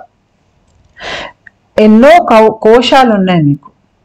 ఒక కోశం నుంచి ఇంకో కోశానికి వెళ్తుంటే ఆ కోశం తాలూకు చిహ్నాలు మనకి భౌతిక దేహంలో కూడా ఉంటాయి. ఇవన్నీ కూడా మీకు ఫేషియాలోకే వస్తాయి. తర్వాత ఆ విశ్వానికి సంబంధించినటువంటి జ్ఞానాన్ని, ఆ విశ్వానికి సంబంధించినటువంటి శక్తిని మన దేహంలోకి తీసుకొచ్చేది కూడా దాన్ని మనం తెచ్చుకోగలిగే శక్తి ఎందుకుందంటే ఫేషియా ఉండటం మూలంగా ఉంది. అంతేకాకుండా మనం ఏదైతే బ్రహ్మానంద స్థితుల్ని అనుభవిస్తామో, ఆనంద స్థితుల్ని సమాధిలో అనుభవిస్తామో, ఇవంతా కూడా ఫేషియాలోంచే వెళ్తాయి. మన దేహంలో ఈ ఫేషియాలో ముళ్ళు అన్నీ పోయాయి అనుకోండి, మన బాధ పెట్టిన విషయాలు వెళ్ళిపోయాక ఫేషియా చక్కగా దాంట్లో నీరు అనేది మూలలా వెళ్ళి చక్కగా మెత్తబడి చక్కగా ఉందనుకోండి ఫేషియా, మళ్ళీ దాంట్లోంచి ప్రవహించే ప్రాణం మనకి ఆనందంగా తోస్తుంది. అంటే మనకు శరీరంలో ఆనందం, మనసులో ఆనందం కలగాలి అంటే ఈ ఫేషియా చక్కగా ఉండాలి. ఆ ఉన్నప్పుడు చక్కగా దాంట్లోంచి ప్రాణ కదిలింది అనుకోండి మనకి ఆనందం వస్తుంది. అందుకనే లలితాదేవి చేతిలో చెరుకు గడ ఉంటుంది. మన లోపల ఉన్న తీయదనం మనకి తెలియాలి అంటే మనకి లలితాదేవి దీవెన మనకి కావాలి. నేను ఇంకోసారి లలితాదేవి ఉపాసన మీకు మొత్తం అర్థమయ్యేటట్టు 2 నిమిషాల్లో చెప్తాను. ఏ రకంగా అది మన దేహాన్ని సైంటిఫిక్ గా చెప్తున్నాను. ఇక్కడ నిత్యల గురించి చెప్పాను. నిత్య దేవీలు వీళ్ళకి చంద్రుడికి సంబంధం ఉంటుంది. చంద్రుడు ఒక వివిధ దశల ఒక్క సంబంధం లేదంటే వాటి ప్రభావం మన దేహం మీద మనసు మీద ఉంటుంది. హార్మోన్స్ అనేవి అంటే సెరటోనిన్, మెలటోనిన్ ఇవే కాకుండా వేరే హార్మోన్స్, న్యూరో ట్రాన్స్మిటర్స్ కూడా ఈ రకరకాల చంద్రుడి దశలు ప్రభావితం చేస్తాయి. అంతేకాకుండా నిత్యాదేవీల ప్రభావం లేదంటే వాళ్ళ లింక్ మన ఊపిరి తీసుకునే దాని మీద కూడా ఉంటుంది. అంటే రోజుకి ఎన్నిసార్లు ఊపిరి తీసుకుంటాము, సైకిల్స్ ఆఫ్ బ్రెత్. ఆధ్యాత్మిక ప్రక్రియలో మన నాభిలోకి శ్వాస తీసుకోవటం మొదలు పెడతాం. ఎప్పుడైతే మనకు మార్పు ఎక్కువగా వస్తుందో సాధన మూలంగా మన దేహంలో ప్రాణ పైకేసి ప్రవహించడం మొదలు పెడుతుంది. పైకేసి ప్రవహిస్తున్నప్పుడు మన దేహంలో ఆధ్యాత్మిక మార్పులు వస్తాయి. చంద్రుడు మనస్సు, చంద్రుడు నీటి మీద ప్రభావం ఉంటుంది. నీరు మన దేహంలో ఫేషియాని నయం చేస్తుంది. మళ్ళీ ఫేషియా మీద మన ఊపిరి తీసుకునే విధానం ఒక్క ప్రభావం ఉంటుంది. అంటే మనం నాభిలోకి శ్వాస తీసుకున్నప్పుడు మనకి మన దేహంలో నొప్పి ఏ భాగాల్లో ఉంది అనేది మనకి ఒక రకంగా ఫేషియా మనతో కమ్యూనికేట్ చేసి చెప్తోంది. ఇవన్నీ లింక్ అయి ఉన్నాయి. దీనివల్ల ఏమవుతుందంటే ఇప్పుడు నిత్యల ప్రభావం చంద్రుడి దశల మీద ఉన్నట్టుగా ఈ సాధనా ప్రభావం వలన మనం కాలాన్ని వేరేగా అనుభవిస్తాం. ఎందుకంటే నిత్యల ఒక్క సంబంధం కాలచక్రంలో ఉంటుంది. ఆధ్యాత్మిక ప్రక్రియలో మన కర్మల నుంచి బయటకు వచ్చేస్తున్నాం. కర్మల నుంచి బయటకు వచ్చేస్తున్నప్పుడు కాలాన్ని మనం అనుభవించే విధానం మారిపోతుంది. నేను ఈ విషయాన్ని కాళీమాత వీడియోలో వివరించాను, ఏ రకంగా మనం కాలాన్ని వేరేగా అనుభవిస్తాం ఆధ్యాత్మిక ప్రక్రియలో అనేది. తర్వాత ఈ అమ్మవారి యొక్క ప్రభావం లేదంటే నిత్యాదేవీల ప్రభావం మనం తలలో ఉండేటువంటి పైనియల్ గ్రంథి మీద బాగా ఉంటుంది. పైనియల్ గ్రంథికి మన దేహంలో ప్రక్రియ మొదలవటానికి సంబంధం ఉంటుంది. ఎప్పుడైతే మన పైనియల్ గ్రంథి యాక్టివేట్ అవుతుందో మన దేహంలో స్వస్థత అనేది పెరుగుతుంది. స్వస్థత వైపు వెళ్ళటం, ఇక్కడ మనకి కుండలిని సిమ్టమ్స్ రావటం, మనకి ఆధ్యాత్మిక జాగృతి జరగటం, అది త్వరితగతిలో ముందుకెళ్ళటం, దేహం మనసు మధ్యలో సంభాషణ ఎక్కువ అవటం. మళ్ళీ మనం కమ్యూనికేషన్ అంటే అది చంద్రుడు యొక్క ప్రభావం మన మీద పెరిగినప్పుడు మనకి స్వస్థత వస్తుంది. జన్మ జన్మాల కర్మల నుండి విముక్తి, స్వస్థత వస్తాయి.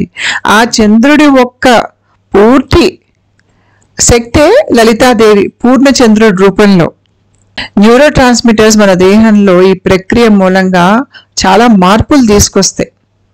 ఇవన్నీ ఎక్కడ అవుతున్నాయంటే ఫేషియాలో అవుతున్నాయి. అంటే ఒక రకంగా ఇక్కడ మీరు చూసారంటే సెంట్రల్ నర్వస్ సిస్టము, ఫేషియా, మనస్సు, శరీరం ఇవన్నీ కమ్యూనికేట్ చేసుకోవటం. ఫేషియా కమ్యూనికేషన్ చేస్తుంది. ఫేషియా మీతో కూడా కమ్యూనికేట్ చేస్తుంది. ఎక్కడెక్కడ మీ దేహంలో నొప్పి ఉంది అనేది ఫేషియానే మీకు కమ్యూనికేట్ చేస్తుంది. మళ్ళీ చంద్రుడు అంటేనే కమ్యూనికేషన్. ఫేషియా మీతో మీ కళల ద్వారా కూడా సంభాషించి మీకు చిహ్నాలు చూపిస్తుంది. సో ఫేషియా అంటేనే కమ్యూనికేషన్. చంద్రుడిలో వచ్చే మార్పులు మీ ఊపిరిలో వచ్చే మార్పులు, మీ గ్రంథుల్లో వచ్చే మార్పులు, మీ దేహంలో నీరు పెరగటం తగ్గటం, తర్వాత ఫేషియా మీ ఏ రకంగా దానికి స్పందిస్తుంది, ఇవన్నీ కలగలిసి ఉంటాయి. ఇవి సరిగ్గా పనిచేస్తే మనం ఆధ్యాత్మికంగా ఎదుగుతాం. ఆ పూర్ణచంద్రుడి ఒక్క అందమే దళితా త్రిపుర సుందరి. ఆవిడే మనకి స్వస్థతనిస్తుంది, ఆవిడే మనకి బ్రహ్మజ్ఞానాన్ని ప్రసాదిస్తుంది, ఆవిడే మనకి ఆనంద స్థితుల్ని కలిగిస్తుంది, ఆవిడే మనకి మన సెంట్రల్ నర్వస్ సిస్టమ్ మీద పూర్తి పట్టు వచ్చేటట్టు చేస్తుంది, ఆవిడే మనకి మోక్షాన్ని ఇస్తుంది. ఉంటానండి. నమస్కారం.